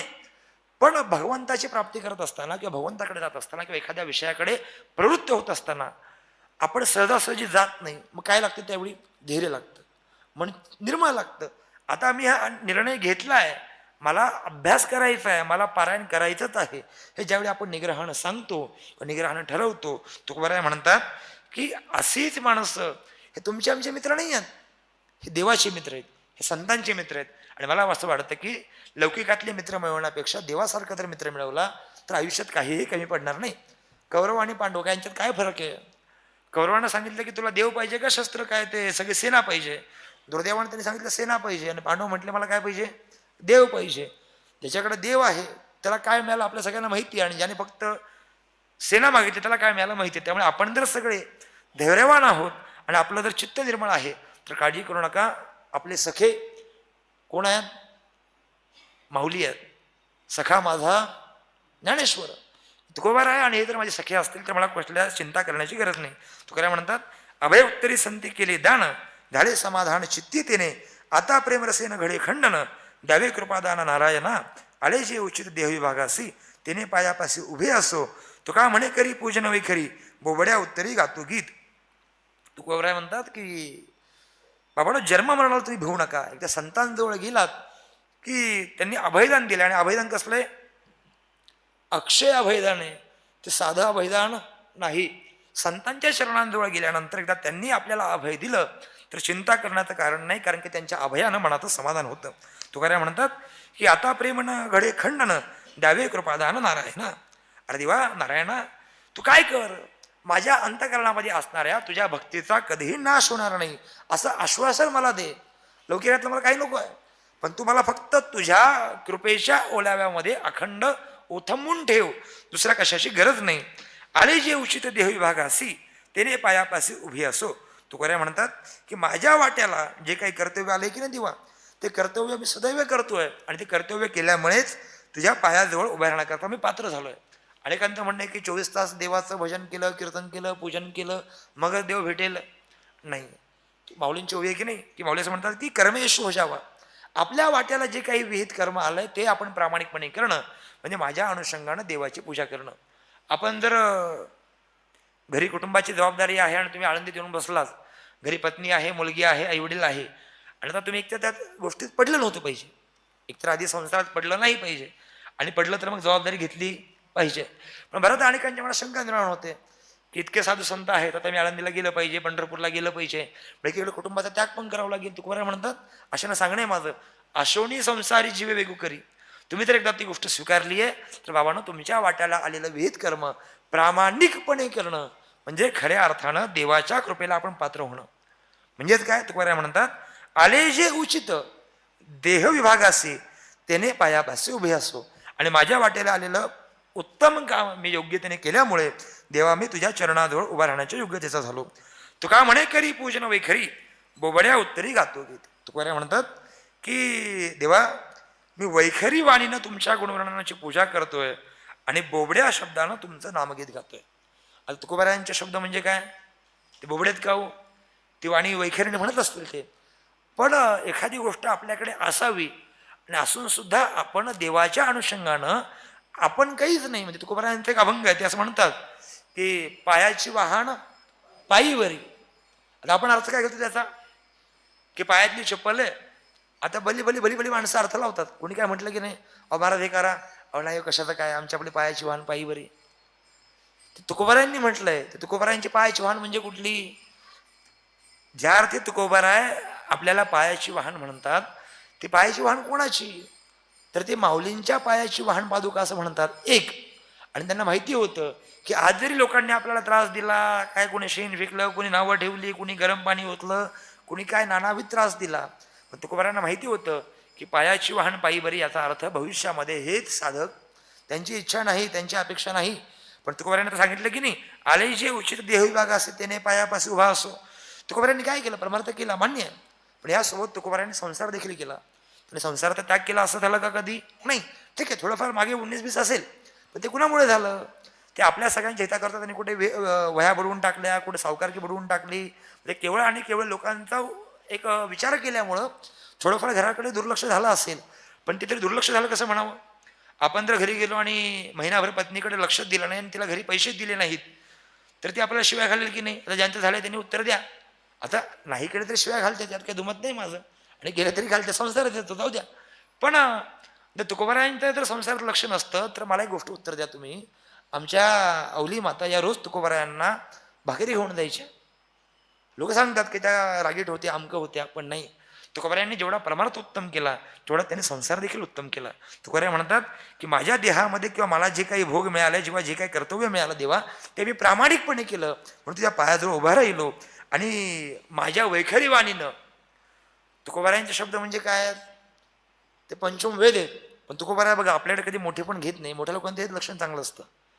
म्हणजे बाबा हिमालय एवढे मोठे आहेत, त्यांच्याकडे लहान बाळ जाऊ का ज्येष्ठातला ज्येष्ठ महात्मा जाऊ किंवा आमच्यासारखा अज्ञानी दगड जाऊ, आम्ही जरी बाबांचं दर्शन घेतलं तरी आमची लायकी नसताना पात्रता असं बाबा काय करतात? म्हणजेच काय? लक्षणं मोठ्यांची आहेत. तुकोबाराय काय सांगतात की बोबड्या उत्तरे गीती गात. मी बोबडा बोलतोय. खरं तर तुकोबारायांची वाणी म्हणजे वेदापेक्षा श्रेष्ठ वाणी आहे. किंवा वेदाला तुल्यबल वाणी आहे, पण तुकोबा सांगतात की मी कधी माझ्याकडे मोठे पण घेत नाही. मग काय म्हणतात ते, तो काय म्हणे, करी पूजन वै खरी बोबड्या उत्तरी गातो गीत. असो मंत्रहीन क्रिया नकाचर्या विचारू, सेवेमध्ये दमाधरा कृपा करा सेवटी. विचारोनी ढाया ठाव येथे भाव राहिला, आता तुके यापासी हेवा नाही देवा तातडी. देवा आम्ही जी तुमची पूजा केली आहे की नाही, म्हणजे देवाला अगदी पहिल्या अभंगापासून आपण सिंहासनावरती बसवलं, कर्तव्य सांगितलं, त्याच्याविषयी निष्ठा सांगितली, विश्वास दर्शवला, पूजा केली. तुकाराम म्हणतात की देवा आम्ही जी पूजा केली आहे की नाही, ती पूजा कशी आहे, या पूजेत मंत्र पण नाही आणि क्रिया पण नाही, मग कशी आहे, आणि आम्ही आचाराने शुद्ध आहोत का, शरीरशुद्धी आहे का. आपण जर बारकाईने ते पूजा कर्मकांड बघितलं तर त्यात असं इतकं बारकाईने सांगितलंय. आपण केवळ लघुशंकेला जरी जाऊन आलो तरी स्नान सांगितले शास्त्रामध्ये. काय सांगितलंय, स्नान केल्याशिवाय पुन्हा आपण आसनावर सुद्धा जाऊ नये. तुकाराम म्हणतात हे आम्ही संसार सांगितला, निष्ठा सांगितली, भजन केलं, अमकं केलं, देवा त्याच्यात एक मंत्रहीन नाही. म्हणजे आमची क्रिया कशाची आहे, मंत्राशिवाय. आम्ही जे काही सांगतोय त्यात मंत्र नाही आहे. मग काय क्रिया, आम्ही काय कुठल्या क्रिया करतोय, कुठलं काही कर्म करतोय, नाही. मग काय तुकाराम म्हणतात की देवा तू आमच्यावरती कृपा करताना तुम्ही आमचा आचार बघितला नाही, शरीर शुद्ध आहे का बघितलं नाही, काही तुम्ही त्याचा विचार करू नका. तरी पण आम्ही जी काही वेडी दुबळी साधी पूजा केली आहे ती तुमच्या सेवेमध्ये जमा झाला. म्हणजे काय, ते तुमच्या खात्यात तुम्ही जमा करून घ्या देवा, कारण की आमच्या दृष्टीनं जर महत्वाचं काही असेल तर तुमची कृपा आहे. त्यामुळे देवा आता काय करायचं, काही नाही, आता तुके यापासी हेवा नाही देवा तातडी. तुकाराम म्हणतात की मी अनेक देवदेवतांचा, अनेक वैश्विक सुखांचा विचार केला देवा, आणि तुमच्या ठिकाणी माझ्या पायाजवळ भाव निर्माण झाला, आणि तो भाव निर्माण होता देवा तो स्थिर झाला आहे. आता मला कशाची इच्छा नाही आहे. आता काय, मला मनुष्य देहाची काही अजून काही कामं बाकी आहेत किंवा कुठली कार्यवाही बाकी आहे नाही. मला तर एकच पाहिजे, काय, मला केवळ तुमच्या चरणांजवळ राहायचं आहे, आणि जे काही माझी वेडी वाकडी सेवा आहे ही देवा तुम्ही मान्य करून घ्या आणि कृपा करा, कारण की तुमच्या कृपेशिवाय या जीवनामध्ये दुसरं मला काहीही नको. आता हे झाल्यानंतर देव म्हणतात तुकोबा आहे ठीक आहे, तुम्ही ध्यान केलं, तुम्ही धारणा केली, तुम्ही मला वर्णनं सांगितली, पण आता जे काही मी आतापर्यंत मागचे 8 अभंग सांगितले ते 8 अभंग होते तुकोबारायांचे. आता यापुढे माझ्या सेवेकरता जे समोर अभंग आलेत ते अभंग आहेत तुकोबारायांचे कनिष्ठ बंधू काणूबाराय, अर्थात जे तुकया बंधू नावाने अभंग लिहितात. खरं तर त्यालाही मी प्रारंभ करण्याला सांगण्याकरता पण काही अभंग हे गुरूंच्या नावाने लिहिले गेलेत आणि काही अभंग हे भावाच्या नावाने लिहिले गेलेत. म्हणजे कसं की म्हणे निवृत्तीदासू अवधारी जोजी. निवृत्तीदासू म्हणजे कोण, माऊलींचा अभंग, किंवा एका जनार्दनी म्हटलं तर नाथ महाराजांचा अभंग, किंवा रामी जनार्दनी, अन्य असे अभंग आलेत. हे काही अभंग हे गुरूंच्या नावाने आहेत आणि काही अभंग हे भावाच्या नावाने अभंग आहेत. जुना नाही, पण आता अलीकडच्या काळामध्ये कुसुमाग्रज नावाचे खूप साहित्यिक चांगले होऊन गेले. त्यांची बहीण होती कुसुम नावाची, आणि अग्रज म्हणजे बंधू. त्यांची बहीण फार मोठी होती, म्हणजे लौकिक तिचा चांगला होता, त्यामुळे त्यांनी तिचा भाऊ म्हणून त्यांनी काव्य लिहिलं, म्हणून नाव काय झालं कुसुमाग्रज. तसं तुकोबारायांचे बंधू होते ते अर्थात कोण, काणूबाराय. तुकोबारायांना खरं तर एकूण 3 भाऊ, एक ज्येष्ठ म्हणजे माझ्या दृष्टीनं सावजी महाराज संन्यस्त होते. काही काळाने त्यांनी सगळा संसार त्याग केला आणि संपूर्ण वृत्ती त्यांची भगवंताकडे गेली. द्वितीय बंधू तुकोबाराय आणि तिसरे बंधू म्हणजे काणोबा महाराज. काणोबा महाराजांचं जीवन पाहायचं झालं तर ते अत्यंत म्हणजे तुकोबाराय माझ्या माहितीनुसार 6 वेळा वैकुंठातनं माघारी आले. पहिल्या वेळी आले ते भगीरथी करता आले, तिसऱ्या दिवशी आले. दुसऱ्या वेळी आले ते काणोबारायण करता आले, कारण काणोबारायांनी भांडण केलं. धिंड धिंड तुझ्या करीन चिंधड्या, देवाला तुझ्या चिंधड्या करीन, माझा भाऊ जर माघारी आला नाही देवा तुझं काही खरं नाही. ज्यावेळी भामचंद्र डोंगरावरती देवाने ज्यावेळी तुकोबारायांना दर्शन दिलं त्यावेळी तुकोबारायांच्या समोर किंवा जवळ स्वतः हे काणोबाराय होते, आणि तुकोबारायांच्या साक्षीने ज्यांना देवाचं दर्शन झालं असे हे त्यांचे बंधू. म्हणून ते कायम सांगतात की मी काणोबाराय असून मी तुकया बंधू लावण्यामध्ये मला माझं ऐश्वर्य वाटतं. त्यांचे हे काही अभंग समोर आहेत. त्याच्यामधला पहिला अभंग आहे ते म्हणतात, आणि तो अभंग आपल्या सगळ्यांना पाठ आहे, कारण की काकड्यात आपण काय म्हणत असतो, ऐके वचन कमळापती मज रंकाची विनंती कर जोडी तो कथे काळी आपण असावे जवळी घेई ऐसी भाग मागे न जरी काही एक तुकया बंधू म्हणे देवा शब्द तुकाशी राखावा. किती गोड अभंग आहे. वचन ऐका कमळापती मज रंकाची विनंती. कमळापती अर्थात भगवंता माझी गरीबाची. आता त्यांनी गरीब म्हणावं का, ते मोठेच आहेत, पण देवाजवळ गेल्यानंतर आपण विनम्र असलं पाहिजे. कारण की जितका माणूस विनम्र असतो तितकी कृपा तात्काळ होते. मग हे देवाजवळ पण आहे, समाजकारणात पण आहे आणि राजकारणात पण आहे. तुम्ही कोणाजवळ गेल्यानंतर जर एखाद्या मोठा व्यक्ती आहे आणि जाऊन सांगितलं मी अशा अशा शाणा आहे आणि माझं हे काम करा, राजकारण जाऊ द्या, एखाद्या पोलिटिशियनला तुम्ही जाऊ एखादं काम घेऊन तुमचं आणि सांगा साहेब माझं हे काम हे करून द्या, आणि मी एखाद्या आमदाराचा एखाद्या अमक्या तमक्याचा मी चांगला जवळच आहे हां आणि अक्षय महाराज मला ओळखतात तेवढं काम करा. तो म्हणतो पोलीस काय म्हणतो, तो कोण अक्षय महाराज, कोण तू, उठायचं बाहेर निघायचं, जेव्हा मला वेळ भेटेल तेव्हा तुला बोलवीन. कधी झालं, ताठर मानेने गेला की अवघड आहे, तोच गेला. साहेब थोडी अडचण आहे, तुम्ही जर थोडी मला मदत केली, थोडी कृपादृष्टी ठेवली, वारकरी माणूस आहे, मला यातलं काही कळत नाही, पण फक्त तुमच्या मदतीमुळं काहीतरी मला माझी अडचण दूर होऊ शकते. तो असतो ताठर, पण हात जोडून गेलं की तो काय म्हणतो, आधी महाराजांना बोलवा, बाकीच्यांचं नंतर बघू. देवाचे असंच आहे. देवाजवळ जाताना मी फार श्रीमंत आहे, माझ्याकडे मरणाचा पैसा आहे, मला खूपच कळतं आणि मी ज्ञानी आहे, माझी गाथा ज्ञानेश्वरी पाठ आहे, आणि देवा तुझं काय, देव माझ्या पाय पडतं तुझ्या पाय पडत नाही.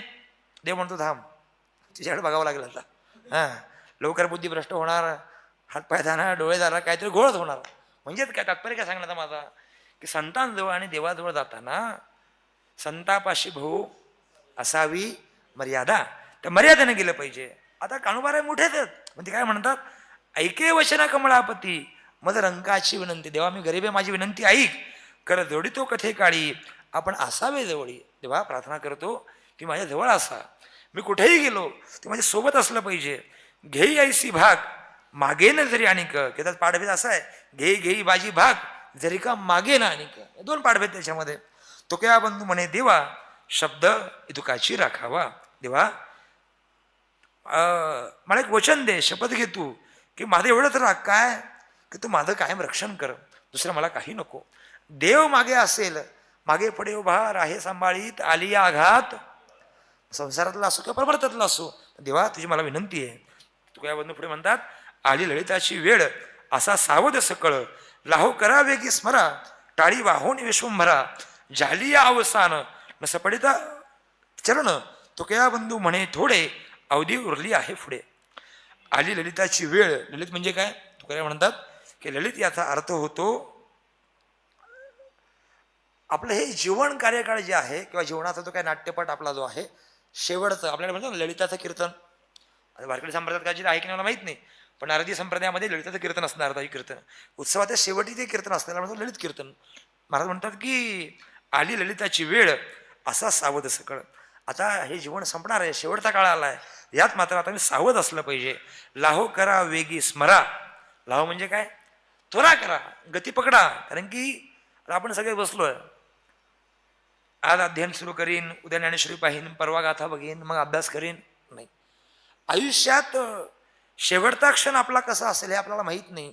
त्यामुळे जो कुठला क्षण आपण अनुभवतोय तो प्रत्येक क्षण शेवटचा आहे म्हणून आपण जर जगलो तर मला वाटतं की भगवंताची प्राप्ती तात्काळ होईल. तो काय बंधू अर्थात ते असं म्हणतात की लाहो करा वेग स्मरा, टाळी वाहून विश्वंभरा. सांगतात की बाबा देवा टाळी वाजवून आता चला, आता संपलंय, त्वरा करा, आणि देवाला सांगा झाली अवसान न सपडिता चरण, तो क्या बंधू म्हणे थोडा अवधी उरली आहे पुढे. देवा थोडासा काळ माझ्याकडे, तात्काळ तुम्ही माझ्यावरती कृपा करा, आणि तुमची कृपा झाली की मला वाटतं की आयुष्यात काही वेगळं मिळवण्याचं कारण नाही. नेने गाऊ काही धड बोलता वचन, काया वाचा मने सहित आलो शरण, करी अंगीकार नको मोकलू हरी, पतित पावन ब्रिदे करावे खरी, नेनो भक्ती भाव तुझा म्हणविता दास, जरी देसी अंतरी तरी लज्जा कोणास, म्हणे तुकया बंधू तुझे धरियेले पाय, आता कोण तुझा ऐसा आम्हासी आहे. तसे म्हणतात की देवा मला काही धड वचन बोलता येत नाही, चांगलं बोलता येत नाही, पण मी तुझ्याकडे येताना काया वाचा आणि मनानं तुला शरण आलोय. करी अंगीकार नको मोकलू हरी, देवा माझा अंगीकार कर, मला मोकलू नको, लांब धरू नको, पतित पावन ब्रिदे करावी खरी. की बाबा मी पतित पावन आहे म्हणजेच काय, आपण म्हणतो पतित पतित पतित मी त्रिवाचा पतित, देवा मी पतित आहे पण तिची कृपादृष्टी माझ्यावरती ठेव, मी पतित पावन असेल. तुझं म्हणणं असं ते आपण अनेकदा असं पण ऐकलं, अनेक अभंगांमध्ये आहे की देसी देवा घेसी ऐसा असं उदार, देव घेतो आणि मग देतो, अशी अनेक पतिताची पावनांची उदाहरणं आहेत. तुझं ब्रीद आहे की पतितांना तो पावन करतो किंवा अनेकांना तो तुझ्या मनात जी इच्छा आहे ती पूर्ण करतो, तुझाच ब्रीद खरं करतो. पण असं जरी असलं देवा तरी सुद्धा तू मला मोकलू नको. नेने भक्तिभाव तुझा म्हणविता दास, तुझा मी दास आहे, मला तो भक्तिभाव कळत नाही. पण जरी देशी अंतर तरी लज्जा कोणास, पण तू जर मला अंतर दिलं तर माझी लाज नाही काही देवा, लोक तुला विचारणार आहेत कुणाला लज्जा आहे. एखादं काम शिष्याने केल्यानंतर शिष्य चुकला, बोट कोणाकडे असतात, आळंदीत कसं माहित नाही मला, गुरुंकडं. मुलगा चुकला, बोट बापाकडं. तुका बंधूची ते म्हणतात की देवा मी तुझ्याकडे आलो आणि तुला सगळं सर्वस्व दिलंय, काही तर गडबड झाली तर लज्जा कोणास, आम्हाला नाही तुलाच. म्हणे तुका बंधू तुझे धरिले पाय, आता कोण तुझा ऐसे आम्हासी आहे. तुझ्यापासून कोणी आम्हाला देवा, तर तुझी कृपादृष्टी आम्हावरती राहू दे. पण हे सांगत असताना देवाशी काहीतरी नातं जोडावं लागतं, थोडं विस्तार होईल. पण एका कीर्तनाश्री गुरुंकडनं श्रवण केलं होतं. एस टीचं प्रवास चालू होता आणि एस टीमध्ये एक महिला बाजूला बसली होती, वृद्ध होती. आणि ती एस टीने प्रवास करता करता मध्ये एका बाईक दुचाकी स्वाराचा मृत्यू झाला. आणि कोणीतरी येऊन ती एस टी थांबली, एस टी काही काळ थांबली अपघात झाल्यामुळं. आणि कोणीतरी तो कंडक्टर खाली उतरला आणि आजून त्याने सांगितलं पाहून काही नाही, कोणीतरी दारुडा होता, दारू चालवत होता आणि रस्त्याने जात जात तो काय झालंय मेला. आता बिचारा म्हातारे म्हणे गप्प बसावं की नाही, कोणी जाता कर्माने मेला. तिने सुरू केलं. अशीच माणसं असतात, आईबापाचे संस्कार लोकांना कळत नाही, अमकं नाही तमकं नाही, फुकटचा पैसा आहे, पिऊन पिऊन आता काय कळत नाही, आमचाही वेळ गेला आणि रस्त्यावर मेला. सगळं झालं. अर्धा एक तास झाला, पोलिसांना यायला वेळ लागला पंचनामा करण्याकरता. पण एवढ्या सगळ्या वेळेमध्ये ती म्हातारी खाली उतरली गाडीतनं. बघावं तरी काय, ते बिचारा ते काय प्रेत झाकून ठेवलं होतं. आणि लोकांना चिकित्सा असते, कोण आहे पाहिलं पाहिजे. ते पोलीस आल्याने त्यांनी ते काय पाकिट काढलं आणि त्यात वाचलं अमकं अमकं नाव, नंबर होता लावला. आणि तिथला कोणीतरी कुजबूज करता म्हातारीला सांगितलं की जो माणूस मृत्युमुखी पावलाय की नाही तो अमक्या अमक्या गावचा आहे. तर म्हातारीला कळलं की आपल्या मुलीचं गाव आणि हे गाव सारखंच आहे, लांबचा गाव आहे ना, आपला कोणतरी नातेवाईक असेल. तर गर्दीतून वाट काढत पुढे गेली. पुढे गेल्यानंतर तिला कळालं काय, तर आपला नातेवाईक नाही, हा आपला सख्खा जावई आहे. काय, तिने पाहिलं सगळं. मग मात्र दुःख करू लागली. माझी गोष्ट संपली. ज्यावेळी समोरचा मृत्युमुखी पडलेला माणूस कोण आहे काय म्हणत होती, हे मात्र शिवाय घालत होती. पण ज्यावेळी तिला कळालं की आपला काहीतरी नातेसंबंध आहे, नातेसंबंध नाही तो आपलाच आहे, त्या मात्र काय म्हणू लागली की ज्यानं कोणी अपघात केला त्याची चुकी आहे. आता गोष्ट सोडा, सिद्धांतवरती आहे. जोपर्यंत तुमचा एखाद्याशी नातेसंबंध नाही तोपर्यंत प्रेमभाव आप्तभाव निर्माण होत नाही. एकदा का तो नातेसंबंध निर्माण झाला तर मग मात्र तुम्ही कुणाचे असो, कुठल्याही गावचे असो, फरक पडत नाही. पण नातेवाईक झाला, लांब कशाला. तुम्ही आज बाबांकडे येता, बाबांचे काही पाठ ग्रहण करता. कालपर्यंत तुम्ही पाठाला येत नव्हता, पण तुम्ही आजपासून पाठाला यायला लागला. तर मी काय सांगतो, तुम्ही मला भेटलं, मी काय म्हणतो, हे माझे कोण आहेत, गुरुबंधू आहेत. म्हणजे एकदा पाठाला आलो की मी काय झालो, बरोबर ना. मग कधीतरी मी आळंदीत आलो, मला जर भूक लागली तर मी काय म्हणणार, काळजी करू नका, आपले एक नाही 100 गुरुबंधू आहेत, जेवायला जाऊ. आधी म्हणू शकत होतो का असं मी नाही. पण ज्यावेळी मी संबंध जोडला, मला हक्काचं घर झालं ना. ते तुकाराम बंधू महाराज असं म्हणतात, तूच माया बाप बंधू सखा आमचा, वित्त जीवलग जीवाचा. देवा तू कोण आहे आमचा, तू फक्त देव आहेस काय, नाही नाही, तू आमचा मायबाप आहे. तूच आई, तूच बाप, बंधू सखा, आणि तूच आमचा जीवलग आहे आणि तूच आमचा मित्र आहे. वित्त गोत जीवलग जीवाचा, आमचं गोत्रही तूच, आमचं सगळं तूच, अनेक प्रमाण नाही दुसरे आता, योगक्षेम भारत तुझे घालतो माथा. मी कसा आहे आता, म्हणजे काय होणार, मी काय करायचं देवा, मला काही घेणं देणं नाही, सगळं काही तुझ्या पायावर घालून ठेवलंय. आता तुला वाटलं तारसी तरी तारी मारी अथवा आता काही मला वेगळं करण्याची गरज नाही. का बरं, तू आता मायबाप आहे, तू सखा आहे, तू बंधू आहे. आपण अभंग म्हणतो की नाही, कृष्ण माझी माता, कृष्ण माझा पिता, बहीण बंधू चुलता. देवाशी काहीतरी नातं जोडलं की तू तात्काळ कृपा करतो. जोपर्यंत नातं नाही, लोक म्हणतात देव आम्हाला भेटत कसं नाही, इतके वर्ष साधना करतोय, जेवण करतोय, गमतीनं. आपण काय करतो, ते ताट घेतो आणि देवाला वाटतं आता ताटात पुरणपोळी आली आहे, गुलाबजामुन आलंय, ते बालाजी बासुंदी लाडू जिलेबी आलंय. देवाला वाटतं की आता वाढणाऱ्याला अक्षयला साखर आहे, मला कुठं आहे. मग अक्षय काय करतो, ताट घेऊन देवाजवळ जातो आणि देवाला नैवेद्य दाखवतो.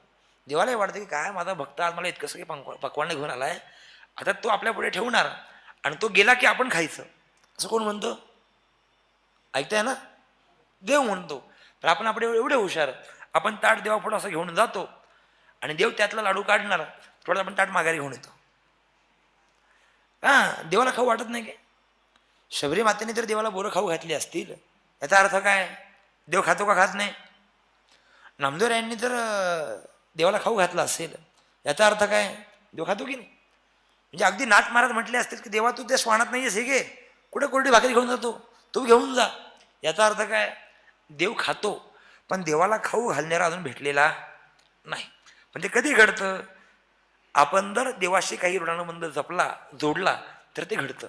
आपण देव का कृपा करत नाही? आपण देवाला सांगत नाही, देवा तो आमचा बापच. लहान मुलगा असतो, त्याला वाटलं मोबाईल घ्यायचा, तो कोणाला सांगतो? वडिलांना सांगतो की नाही? बाबा सगळ्यांकडे आहे, माझ्याकडे नाही. बाप कष्ट करतो, बाबा 1 महिना 2 महिन्याने घेतो, मग मुलाला देतो की नाही? आता आपण ज्यावेळी आळंदी सुरुवातीला आलो, लहान वयात आलो, कोण पुरवायचं सगळं आपल्याला? वडीलच ना. का बरं? बाप आहे. आईच ना. का बरं? आई आहे. देव कधी कृपा करेल? देव माझा सखा आहे. जे मंडळी ज्येष्ठ आहेत की नाही, त्यांनी म्हणावं देव माझा मुलगा आहे. जे तरुण आहेत की नाही, त्यांनी म्हणावं की देव माझा मित्र आहे. ज्या काही ज्येष्ठ माता माऊली त्यांनी म्हणावं देव माझा भाऊ आहे. देवाशी जोपर्यंत काही ना काही ऋणानुबंध निर्माण होत नाही, तोपर्यंत देव आपल्यावरती कृपा करत नाही. आणि महाराज असं म्हणतात, तू आमचा मायबाप आहे, बंधू आहे, सखा आहे, गोत्र आहे, सगळं काही, जो काही माझा योगक्षेम आहे देवा, हा तुझ्या डोक्यावरती. आता मी काय बघणार नाही, घालून भारत राहिलो निश्चिंत, मला काही घेणं देणं नाहीये. तूच क्रियाकर्म धर्मदेव तू कुळ, तूच तप तीर्थव्रत गुरु सकळ. माझं क्रियाकर्म, माझा नित्यरम जे काही आहे, माझं कुळ सगळं तूच आहे, आणि तूच माझं तप आहे, तूच माझं तीर्थ आहे, आणि तूच माझं व्रत आहे. म्हणजे माझं सगळं जे काय आहे भगवंता तूच आहे. म्हणे तू क्या बंधू करता करिता देवा, तुझं भावभक्ती पूजा पुरस्कार राघवा. भावभक्ती किंवा जे काही चांगलं आहे देवा तूच आहे. करुणी उचित प्रेम घाली हृदयात, आलो दान मागायास थोर करुणियास, चिंतन समयी सेवा आपुलीच देई, तू क्या बंधू म्हणे भावा मद निर्वावे देवा. देवा आता तुझ्याकडे आलोय, माझं जे काही चांगलं वाईट आहे ते तूच ठरव. तुझं प्रेम माझ्या हृदयात दे. तुझ्याकडे काहीतरी दान मागायला आलोय आणि खूप आशेनं आलोय. चिंतन समयी सेवा आपुलीच देई, तू क्या बंधू म्हणे देवा, तू क्या बंधू म्हणे भावा मद निर्वावे देवा. तर माझं निर्वाहायचं जे काय आहे, माझं जे काही आहे तर तुझ्या हातामध्ये आहे, आणि तूच मला तारशील. गाऊ वाहू टाळी रंगी नाचो उदास, सांडोनी भय लज्जा शंका आस निरास, बळीयाचा बळी तो कैवारी आमुचा, भक्ती मुक्तीदाता सकळी सिद्धांचा, मारू शब्द शस्त्र बाण निशिंक अनिवार, कंटकांचा चुरशिर फोडू काळांचे, म्हणे तुकया बंधूंना ही जीवीची चाड, आपल्या तिथे काय अनेकांची भीड. देवा निर्धास्तपणे मर्यादपणे तुझ्याकडे आलोय, तू कंटकांचा नाश करतो. शब्दशास्त्रे बाण निशंक अनिवार. माझ्याकडे काही वेगळे बाण नाही आहेत, आमचे शब्द हेच बाण आहेत, शब्द हेच आमचे शस्त्र आहेत. त्यामुळे देवा म्हणे तुकया बंधूंना ही जीवाची चाड, आपल्या तिथे काय अनेकांची भीड. तू असताना कोणाची भीडभाड आहे? देवा तुझी कृपादृष्टी माझ्यावरती राहू दे, आणि अखंड तुझ्या चिंतनामध्ये सगळी भय लज्जा शंका सगळं सोडून मी त्याच्यामध्ये रत राहू दे. मला पुढे म्हणतात, सांडुनी वैकुंठ व्हा विटेवरी नीट, आला रे आला जग जेठी, भक्त पुंडलिकाचे भेटी, पहिले चंद्र भागे तिरी कट धरुणिया करी, तुकया बंधू म्हणे अंबर गजर होतो जे जेकार. सगळं वैकुंठातलं जेवढं काही आपलं होतं सगळं ऐश्वर देवाने त्यागलं, आणि तो विटेवरती आला कोणा करता? भक्ता करता. आला रे आला जग जेठी, भक्त पुंडलिकाचे भेटी. मग म्हटलं मी पुंडलिकासाठी तो आला, आणि तो कुठं आहे? पहिले चंद्र भागे तिरी कट धरुणिया करी. देव कसा उभा आहे? कटेवरती करत. आणि तुकोबाराय म्हणतात, त्यांचे बंधू असं म्हणतात, तो क्या बंधू म्हणे अंबर. अंबर म्हणजे काय? आकाशामध्ये देव एकदा आला आणि संपूर्ण अंबरामध्ये जय जयकार झाला की जगामध्ये श्रेष्ठ असणारा बलवान असणारा देव आज आमच्या विटेवरती उभा आहे. कृपाळू भक्तांचा ऐसापती गोपिकांचा, उभा न पाशारिता दारी न सांगता कामे करी. देवाला काय काम सांगावं लागतं काय? नाथरायांच्या घरात सांगितलं 14 वर्ष काम केलं. किती? 14 वर्ष. काय काय काम केलं? देवाने सांगावं ते काम केलं. म्हणजेच काय? एकदा का देवाने ठरवलं की भक्ताची सेवा करायची आहे, तो मागे पुढे काय बघत? कृपाळू भक्तांचा, तो कसा आहे? भक्तांवरती कृपा करणार आहे. ऐसापती गोपिकांचा, तो कसा आहे? गोपिकांचा पती आहे. उभा न पाशारीचा त्याला बोलावं लागत नाही आणि कामही सांगावं लागत नाही. सांगता कामे करी. पण कधी भाव देखोडे निर्मळ रजा वाढवी कपाळ. एकदा त्याने भाव शुद्ध बघितला तर तो काय करतो? देवाला प्रश्न पडला, डोकं दुखतं, वेळ संपली माझी, 5च नाही 3च मिनिटं बाकी आहेत. देव बाबा म्हणतात निवांत, मग काय आता जाऊ द्या, मग विषयच नाही आता. माझा जरा रमतो, अभंग एवढे गोड आहे पण माझं लक्ष घड्याकडे होतं. हां, देव काय म्हणतो, देव सांगतो, भाव देखोळे निर्मळ रजा ओढवी कपाळ. मनातला अंतकरणातला भाव शुद्ध असला, सगळ्यांना गोष्ट कल्पना आहे. देवाचं डोकं दुखायला लागलं एक दिवस महाराज. आता धन्वंतरी देवाला पाचारण केलं, बोलवलं, देवाने ते स्टेटस्कोप लावला. आता आपलं डोकं दुखलं, आपण कुठं जातो, आपलं एक भाग्य चांगलं आहे काय, की आपल्याला ज्ञान पाहिजे असलं तरी बाबा, आणि औषधोपचार पाहिजे असला तरी डॉक्टर बाबा. हां, देवाने दोन गोष्टी आपल्या एकत्र देऊन टाकल्यात. आता ते देवाचं दुर्भाग्य, देवाकडे डॉक्टर बाबा नव्हते तेव्हा. हां, डॉक्टर बाबा आपल्याकरता त्यांनी अवतार घेतलाय. देवाचं तेवढं काय भाग्य नाही, आपलं भाग्य. देवाचं लागलं डोकं दुखायला. देवाने काय, त्या सगळे आले, धन्वंतरी आले, गरम पाण्याच्या पट्ट्या ठेवल्या, अमकं ठेवलं, तमकं ठेवलं, सगळं झालं. आता महाराज ते आपलं डोकं आहे काय, त्या घरामध्ये एक पत्नी, तर काय डोकं दुखतं सांगायची गरज आहे का? ज्यांचं झालं त्यांना विचारा. केस काय अशी पांढरी नाही झाली सगळ्यांची. हां, दुःख किती महाराज, मरणाचं दुःख.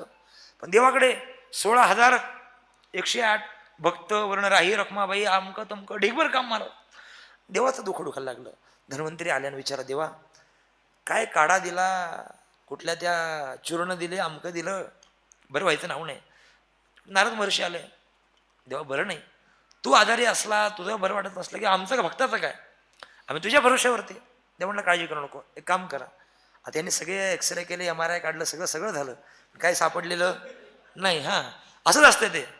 म्हणजे फक्त आता ते सांगतोय ना पुढे, बाबा सोडून इतरांकरता. ते आपण दवाखान्यात जातो, अर्थात गुरुदांच्याच मुखात नाही ऐकलेलं. तो जातो डॉक्टरांकडे, डॉक्टर माझं काम आहे. डॉक्टर म्हणतो थांबा बसा. डॉक्टर ऐका तर खरं माझं, नाही बसा. डॉक्टर ऐका, हां शटवड करा, श्वास लावतो, अमकं करतो, हे करतो, लावतो बिवतो, म्हणतो श्वास घ्या. डॉक्टर ऐका माझं, श्वास घेतो, श्वास सोडा, सोडतो. एक नाक पुढे दाबा, दाबतो, दुसरी दाबा, दाबतो, मोठ्यानं आ करा म्हणतो, करतो. डॉक्टर ऐका तर खरं माझं. नाही मी सांगतो तेवढं सगळं करा, सगळं होतं. डॉक्टर मग आता विचारतात, हां आता सांगा काय होतंय. मग एवढे हात पाय कशा करता. अहो मी तुम्हाला आल्यापासून सांगतोय की मुलीचं लग्न आहे, पत्रिका द्यायची, थांबा. पण डॉक्टर काय सांगतोय, आधी काय करा. म्हणजे मी काय आधीच म्हटलं डॉक्टर बाबा सोडून ना, इतरांना सांगतोय मी. डॉक्टर बाबांना नाही करावं सुद्धा लागत नाही. आता मी जे आता बोलतोय ना, प्रवचन करतोय की नाही, कशामुळे शक्य आहे. कासवीचे पिलू वाडे कृपादृष्टी. आल्याला म्हटलं मी काय वाचून आलेलो नाही, मी फक्त सकाळी त्याला पाहून आलो. पण मी बसलोय की नाही, मी रमलो की नाही, कोणामुळं, तर तिकडनं कासवीच्या पिलाला भूक लागते.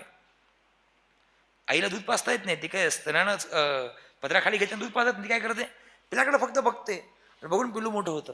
काय म्हणतोय मी अभंग बाहेर तर सांगत नाही, अभंगातला सांगतो बरं काय. नाही का वाटलं अभंगात बाहेर गेलो की काय, नाही. ते पिल्लीन कासवाकडे बघते ती, आणि तिच्या कृपेने पिलू वाढतं. तसं मला वाटतं की त्यांचं सांगणं असं देवा, की आम्ही जे सगळं करतोय की नाही तुझ्या कृपेनं करतोय. सगळं कशावरून आलं, देवाचं करतो डोकं. देवाने सांगितलं नारदाला, काही नाही, एक काम करायचं, एकच औषध आहे, काय, भक्ताच्या पायाची माती पाहिजे. नारद वर्षी अख्खं सगळं ब्रह्मांड फिरून आले, कुठं माती भेटली नाही. शेवटी विचार केला की देवा माती भेटत नाही, काय करू. तो म्हटला काय नाही, गोपीगीत बारकाईने पहा आपण. नारद वर्षी त्या गोपिकांकडे गेले आणि सांगितलं, अगं राधे, देवाचं डोकं दुखते, काय पाहिजे. काही नाही, भक्ताच्या पायाची माती पाहिजे. त्या पळत त्या यमुनेजवळ गेल्या. महाराज बादलीनं पाणी उपसलं, त्या मातीत टाकलं, थैती नाचल्या. आणि किती पाहिजे, बुडभर बादलीभर घेऊन जा. नारद महर्षींनी ते घेतलं, गेलं पुढे गेलं आणि परत माघारी फिरले. एक प्रश्न मनात आलाय, ही माती जी तुम्ही दिली ही देवाच्या कपाळाला लावायची, मग काय. तुम्हाला कळतं की नाही, तुमच्या पायाची माती जर देवाच्या कपाळाला लावली, तुम्हाला नरकात सुद्धा जागा मिळायची नाही. तेव्हा दिलेला भाव खूप सुंदर. त्याने उत्तर दिलं असं, माझ्या कन्हैयाला, माझ्या कृष्णाला जर माझ्या पायाच्या माती लावल्यानंतर क्षणभर जरी सुख वाटत असेल, बरं वाटत असेल, तर मी एकदा नाही 1,00,000 वेळा यातनं सोसायला तयार आहे. पण क्षणभर का होईना माझ्या त्या देवाला बरं वाटलं पाहिजे. म्हणजे काय, देव म्हणतात की मला काय पाहिजे, मला फक्त माझा भक्त पाहिजे. तुकाराम म्हणतात की कृपाळू भक्तांचा सपती गोपिकांचा उभान पाशारीचा दारी, न सांगता काम करी, भाव देखोविनी निर्मळ रजा ओढवी कपाळ. भक्तांच्या पायाची रस स्वतः ओढून घेतो आणि त्याला इतर काही करण्यापेक्षा भक्तांच्या पायाची धूळ कपाळी मिरवायला आनंद वाटतो. तुकया म्हणून म्हणतात, ते तुकया बंधू म्हणे न भजा कार्य आयुष्या भोळा राजा. आणि असा जर देव इतका भोळा, ज्यांना भक्तांविषयी प्रेम आहे, अशा देवाचं भजन मी का नाही करणार? आमचा राजा, आमचा देव इतका भोळा आहे की त्याच्या चरणांशिवाय मला दुसरं काही नको. केला अंगीकार पंढरीच्या देवे, आता काय करीतील काळ मशक मानावे. घातली बाहेर ती भय होती ज्याच्याने, बैसला आपण तिथे घालून या ठाणे. लागो निधी वारा जुजियाचा अंगासी, हा पुरता निर्धार कळवाला आमासी. म्हणे तुकया बंधू न लगे करावी चिंता, कोणाविषयी आता बैसलो हस्तीवरी माथा. म्हणजे काय तसं म्हणतात की केला अंगीकार पंढरीच्या देवे, आता काय करीतील काळ मशक. मशक म्हणजे काय? चिलट. अरे एकदा का देवानी आमचा अंगीकार केलाय तर कुठले संकट येऊ द्या, चिलट किती असतं. अगदी असं हात जरी मारला तरी मरून जातो. आयुष्यात किती दुःख येऊ द्या, कितीही त्रास येऊ द्या, एकदा का पंढरीच्या देवानं अर्थात पांडुरंगानं आमचा स्वीकार केला तर मला वाटतं की आता काय करतील काळ मशक. काळ नावाचा चिलट काय आमचं वाकडं करू शकणार नाही. का बरं? स्वतः आम्ही देवाच्या अधीन आहोत. घातली बाहेर ती भय होते ज्याच्याने, बैसला आपण तिथे घालून या ठाणे. अरे ज्याच्यानं आमच्या मनात भय होते की नाही, पण ज्याच्यामुळे भयाची निवृत्ती होते तो ठाण घालून आता बसलाय. लागो निधी वारा दुजी आता अंगासी, हा पुरतार निर्धार कळवाला आमासी. आता कोणाकडे जाण्याची गरज नाही. आता आम्ही निर्धार केलाय की एकटा देव सोडला तर आमचा कोणी नाही. म्हणे तुकया बंधू न लगे करावी चिंता, कोणाविषयी आता बैसलो हस्तीवरी माथा. म्हणजे काय? हस्तीच्या मस्तकावरी बसल्यानंतर हत्ती मोठा, त्याचा स्थान उंच, खाली किती लोकांनी काही करू द्या, आपण मात्र कसं असतो? निश्चिंत असतो.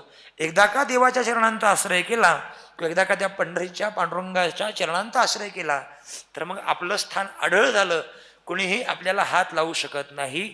मग तो काळ जरी असला तरी तो काळ, सध्या काळापेक्षा मोठं कोणी आहे का? आपण काय म्हणतो की हा एक आहे की तुकाराम म्हणतात की नाही, माथा जगा काळ खाय, आम्ही माथा दिला. हा तुकोबाराय मोठेच आहेत, पण तुकोबाराय सुद्धा काय काळाला काय सांगतात? काळापेक्षा या जगात दुसरं मोठं कोणी नाही. पण त्या काळावरती आम्ही पांडुरंगाच्या सेवेने काय दिलाय? पाय दिलाय.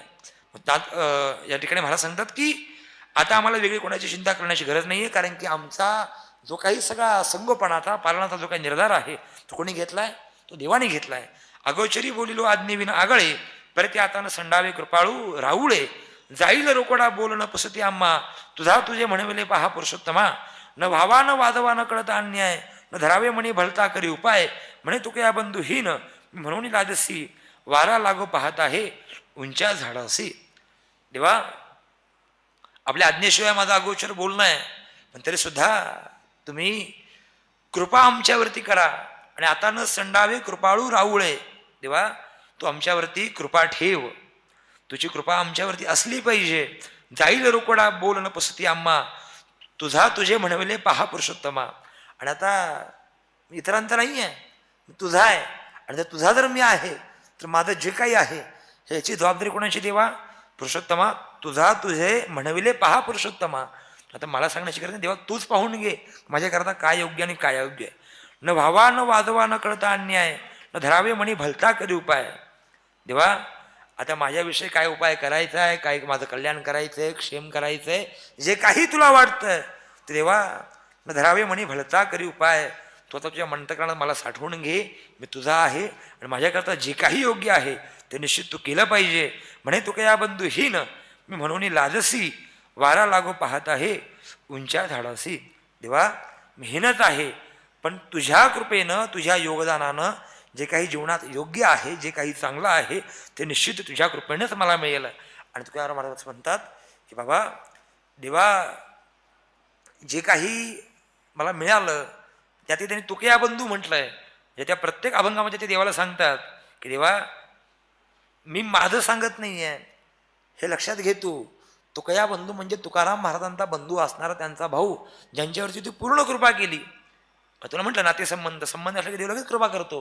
त्या तुकाराम महाराजांचा भाऊ तुझ्याकडे प्रार्थना करतोय.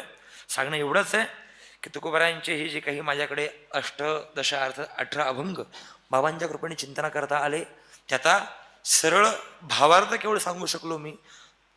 मग असे म्हटलं मी की मला व्हायचा होता बेल, पण काय होतं हातात माझ्या निरगुडी. पण ही निरगुडीच तुम्ही बेल म्हणून बाबा स्वीकारावी तुमच्या चरणी प्रार्थना करतो.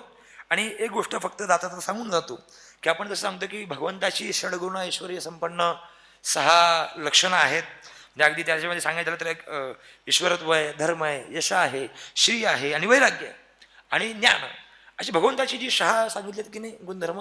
तसं बाबा मला वाटतं की ज्यावेळी आपण तुकोबारायांची गाथा सगळी बारकाईनं पाहतो त्याप्रमाणे जसं देवालाही 6 गुण सांगितले, कुठलं ईश्वरत्व, धर्म, यश, श्री, वैराग्य आणि ज्ञान, तसं ज्यावेळी मी गाथेच्या बारकाईनं परिशीलन करतो त्यावेळी मला वाटतं की देवाकडे जसे 6 गुणधर्म आहेत त्यावेळी मी ज्यावेळी 18 अभंग बारकाईने सकाळी पाहिले तेव्हा मला या अभंगात 5 किंवा 6 गोष्टी जाणवल्या. त्यावेळेस तुकोबारायांची धर्मनिष्ठा, तुकोबारायांची वेदनिष्ठा, तुकोबारायांची भक्ती, तुकोबारायांचं ज्ञान, त्यांचं वैराग्य आणि यासोबत तुकोबारायांची असणारी जगत कल्याणाची तळमळ. म्हणजे तुकोबारायांचा अभंग हा जेवढा वेदमंत्राला प्राधान्य, जेवढं महत्त्व, तेवढं मला वाटतं की ज्या बघाशी तसं प्रस्तावात म्हटलं होतं त्या उपसंहारामध्ये आदरणीय शंकर महाराज कंदालकरांनी त्याचं म्हटलं होतं की जेवढ्या मंत्रांना महत्त्व आहे तेवढं तुकोबारायांच्या अभंगांना मंत्र आहे. त्यामुळे या तुकोपनिषदाच्या काही चरणांचा आश्रय करण्याची संधी मला या निमित्तानं भेटली आणि आपल्या योगानं आज माझ्या मनात निश्चितच थोडा अधिक प्रकाश पडला आहे की राजकारण काही खरं नाही बाबा. हां हां काय ठीक आहे, मी कुणाजवळ आहे कुणाजवळ नाही हे मंत्री वगैरे ऐकतात आणि मग तेवढ्यापुरतं बरं वाटतं. त्या 4 गाड्यात फिरतो, मागे पुढे 100-500 पोलीस असतात, गाड्या असतात, सायरन वाजतो, बाबा सुख नाही त्याच्यात. आज सकाळी फक्त ज्यावेळी गाथा घेऊन बसलो आणि माझं सगळं ग्रंथालय उघडलं, जे मागच्या 6 महिन्यात कधीच उघडलं नव्हतं, पण ज्यावेळी मला सुख वाटलं आणि ते गाथा वाचल्यानंतर बाबा डोळ्यात पाणी आलं की या सगळ्या लौकिक रचनेमध्ये कुठेतरी मी माझ्याकडं अध्यात्म गमावतो की काय. मी आता माझ्या डोळ्यात पाणी आहे. पण ज्यावेळी मी बाबा राजकारणात गेलो, आपलं संपलं, प्रवचन संपलं, फक्त उपसंहार करतो, ते मनात एवढा संकल्प होता फक्त की आपण ज्या ठिकाणी जाऊ त्या ठिकाणी गेल्यानंतर आपल्या वारकऱ्यांच्या सेवेकरता काहीतरी करता आलं पाहिजे. कारण की जे गाव करेल ते राव करू शकत नाही आणि जे सत्ता करतं ते गाव करू शकत नाही. म्हणजे वारीमध्ये आपले असंख्य वारकरी चालत आहेत, पण वारकरी चालत असताना अनेक असुविधा होत्या आता मागल्या 2.5-3 वर्षापर्यंत.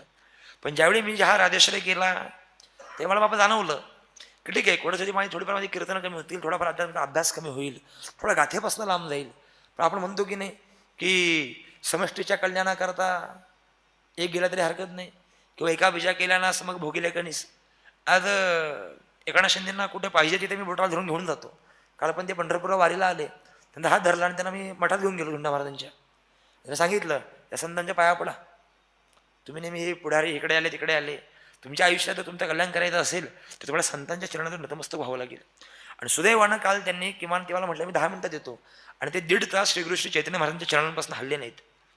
आता त्यांना गाथा कळेल, ज्ञानेश्वरी कळेल नाही कळेल नंतरचं, पण किमान संतांच्या शरणांचा सहवास तरी काही काळ लाभला, मला वाटतं की भाग्याची गोष्ट आहे. त्यामुळे या 18 अभंगांच्या अनुषंगाने मी आज मनापासून संकल्प केला आहे की रोज किमान 50 अभंग पाठ केल्याशिवाय मी दिवसाची सुरुवात करणार नाही. हां, म्हणजे माझी रोज नित्याची ज्ञानेश्वरी चालू आहे बाबा, रोज 300 वेळा वाचतोय, बाकी जे काय असेल ते इतक्या गर्दीतही चालू आहे.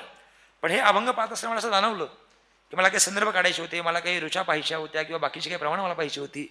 पण तेव्हा जाणवलं मला किती अभंग पाठ आहेत आपले. 4,500 जर अभंगांची गाथा असेल तर दुर्दैवानं आपले 600 अभंगाचे एवढे अभंगच पाठ नाहीत. दुर्दैव आहे आपलं. मग ठरवलं की आज जर बाबांनी मला या गादीवरती बसवलं असेल, मला प्रवचनाकरता बोलवलं असेल तर मी माझी पात्रता सिद्ध केली पाहिजे आणि याकरता पुढच्या अष्टदशापर्यंत मी 4,500 अभंग पाठ केले पाहिजेत. आणि बाबा तुमच्याच कृपेने मला खात्री आहे की आईजवळ काही मागितलं की आई देते की नाही, बाबा कसं आहे देते की नाही. हां, त्यामुळे साधकांचे मायबाप तुम्हीच आहात, आमचे कृपाळू तुम्हीच आहात. हां, कारण की माऊली काही दरवेळी समाजातून बाहेर आमच्याशी बोलणार नाही आहेत. माऊलीने सांगितलं किंवा आपण म्हणतो की नाही मम्मी वंश जीव लोक जीव सनातन मन षष्टानंदी आणि प्रकृष्ठानी करशती. माऊलीतला एक अंश तुमच्यात आहे, आमच्यात पण आहे, पण आमचा जण झाकवलेला आहे. प्रकट अंश तुमच्यात आहे. त्यामुळे तुमच्या चरणांच्या सानिध्यानं निश्चित मला प्रभूने आज ही बुद्धी दिली आहे आणि आपण मला या ठिकाणी बोलण्याची संधी दिली. खरं तर आपल्या पायातल्या चपलेची धूळसुद्धा होण्याची आमची पात्रता नाही, पण आपल्या असीम कृपेमुळं आपण जसं मला म्हटला की या वायुमंडलात येऊन काहीतरी सात्विकतेचं स्मरण माझ्या पुन्हा बुद्धीला झालं. त्यामुळे राजकारणामध्ये रत राहून निश्चित कधीच तुकोबारायांची चरण सोडणार नाही. याकरता मी आता संकल्प केला आहे. आता ते 50 अभंग कसे पाठ करायचे आता मोठा प्रश्नच आहे. कारण की अनेक लोक प्रतिज्ञा करतात, भीष्माने प्रतिज्ञा केली ती काय पूर्ण झाली खुशाल नाही म्हणतात. पण माझी प्रतिज्ञा ही तुकोबारांच्या चरणाची आहे, त्यामुळे आपल्या सगळ्यांच्या कृपेने ती निश्चित पूर्ण होईल आणि त्याकरता मी प्रयत्न करीन ही ते आपल्या चरणांजवळ ग्वाही देतो. आणि पुनश्च एकदा यातलं जे काही चांगलं होतं पूज्य बाबांचं आणि मी ज्या परंपरेचा पाईक आहे त्या अर्थात श्री देगलूरकर महाराजांची परंपरा त्यांच्या चरणाजवळ राहून जे काही ग्रहण करता आलं त्यातले काही कण मला या ठिकाणी वाटता आली, आता मी भाग्य समजतो. याच ठिकाणी सेवेला विराम. पुंडलिकावरधारी विठ्ठल श्री ज्ञानदेव पंढरीनाथ भगवान की बोली देव ज्ञानेश्वर तुकाराम ज्ञानदेव तुकाराम ज्ञानदेव तुकाराम ज्ञानदेव तुकाराम ज्ञानदेव तुकाराम ज्ञानदेव तुकाराम ज्ञानदेव तुकाराम ज्ञानदेव तुकाराम तुकाराम तुकाराम तुकाराम तुकाराम पुंडलिकवरधारी विठ्ठल श्री ज्ञानदेव तुकाराम. पंढरीनाथ भगवान की जय.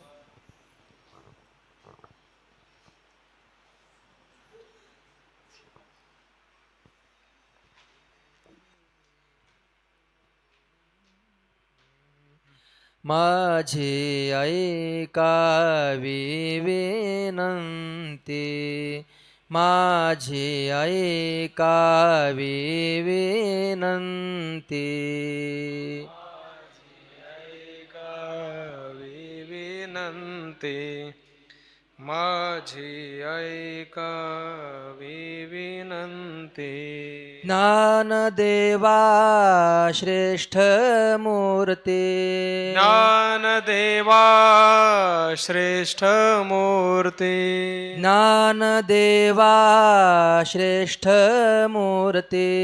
ज्ञानदेवा श्रेष्ठ मूर्ती. तुम्ही बैसोनी अंतरी, तुम्ही बैसोनी अंतरी.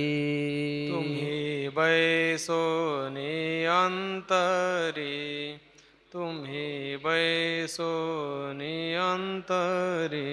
मज जागवा निर्धारी, मज जागवा निर्धारी. मज जागवा निर्धारी.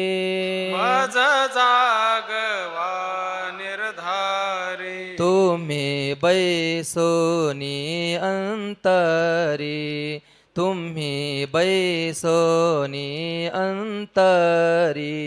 तुम्ही बैसोनी अंतरी, तुम्ही बैसोनी अंतरी.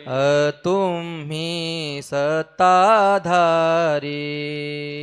तुम्ही सत्ताधारी.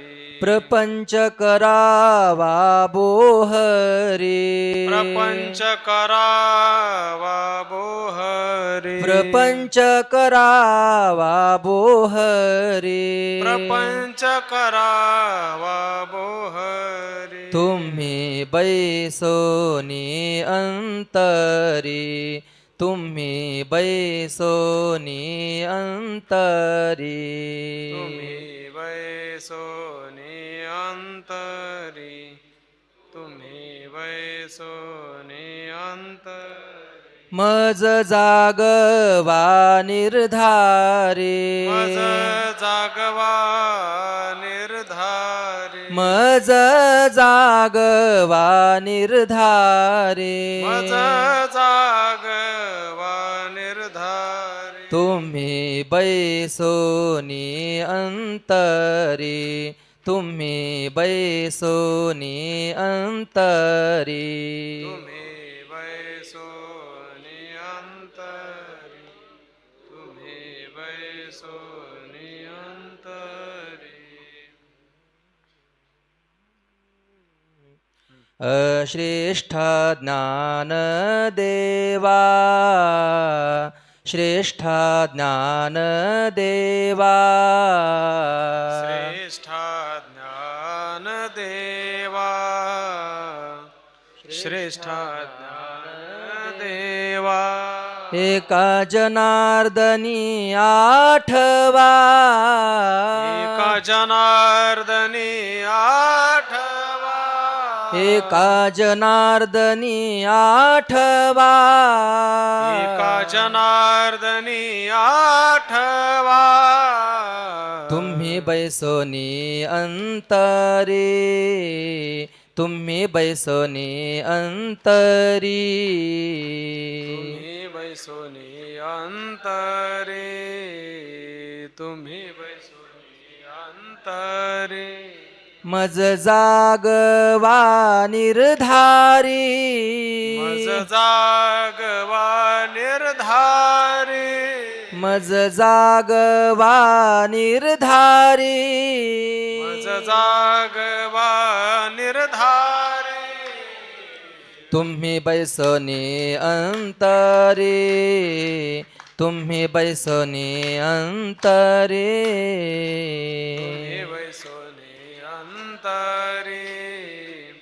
तुम्ही बैसोनी अंतरे श्री ज्ञानदेव श्री तुकाराम श्री ज्ञानदेव श्री तुकाराम ज्ञानदेव श्री तुकाराम श्री ज्ञानदेव श्री तुकाराम श्री ज्ञानदेव श्री तुकाराम श्री ज्ञानदेव श्री तुकाराम श्री ज्ञानदेव श्री तुकाराम श्री ज्ञानदेव श्री तुकाराम श्री ज्ञानदेव श्री तुकाराम श्री ज्ञानदेव श्री तुकाराम ज्ञानदेव श्री तुकाराम श्री ज्ञानदेव श्री तुकाराम तुकाराम तुकाराम तुकाराम तुकाराम पुंडलिक वरदा हरी विठ्ठल श्री ज्ञानदेव तुकाराम माऊली ज्ञानेश्वर महाराज की जय जगद्गुरु तुकाराम महाराज की जय. ज्यांनी कोणी ग्रंथ घेतला असेल त्यांनी ग्रंथ जमा करा. पुढील सत्र ठीक 6 वाजता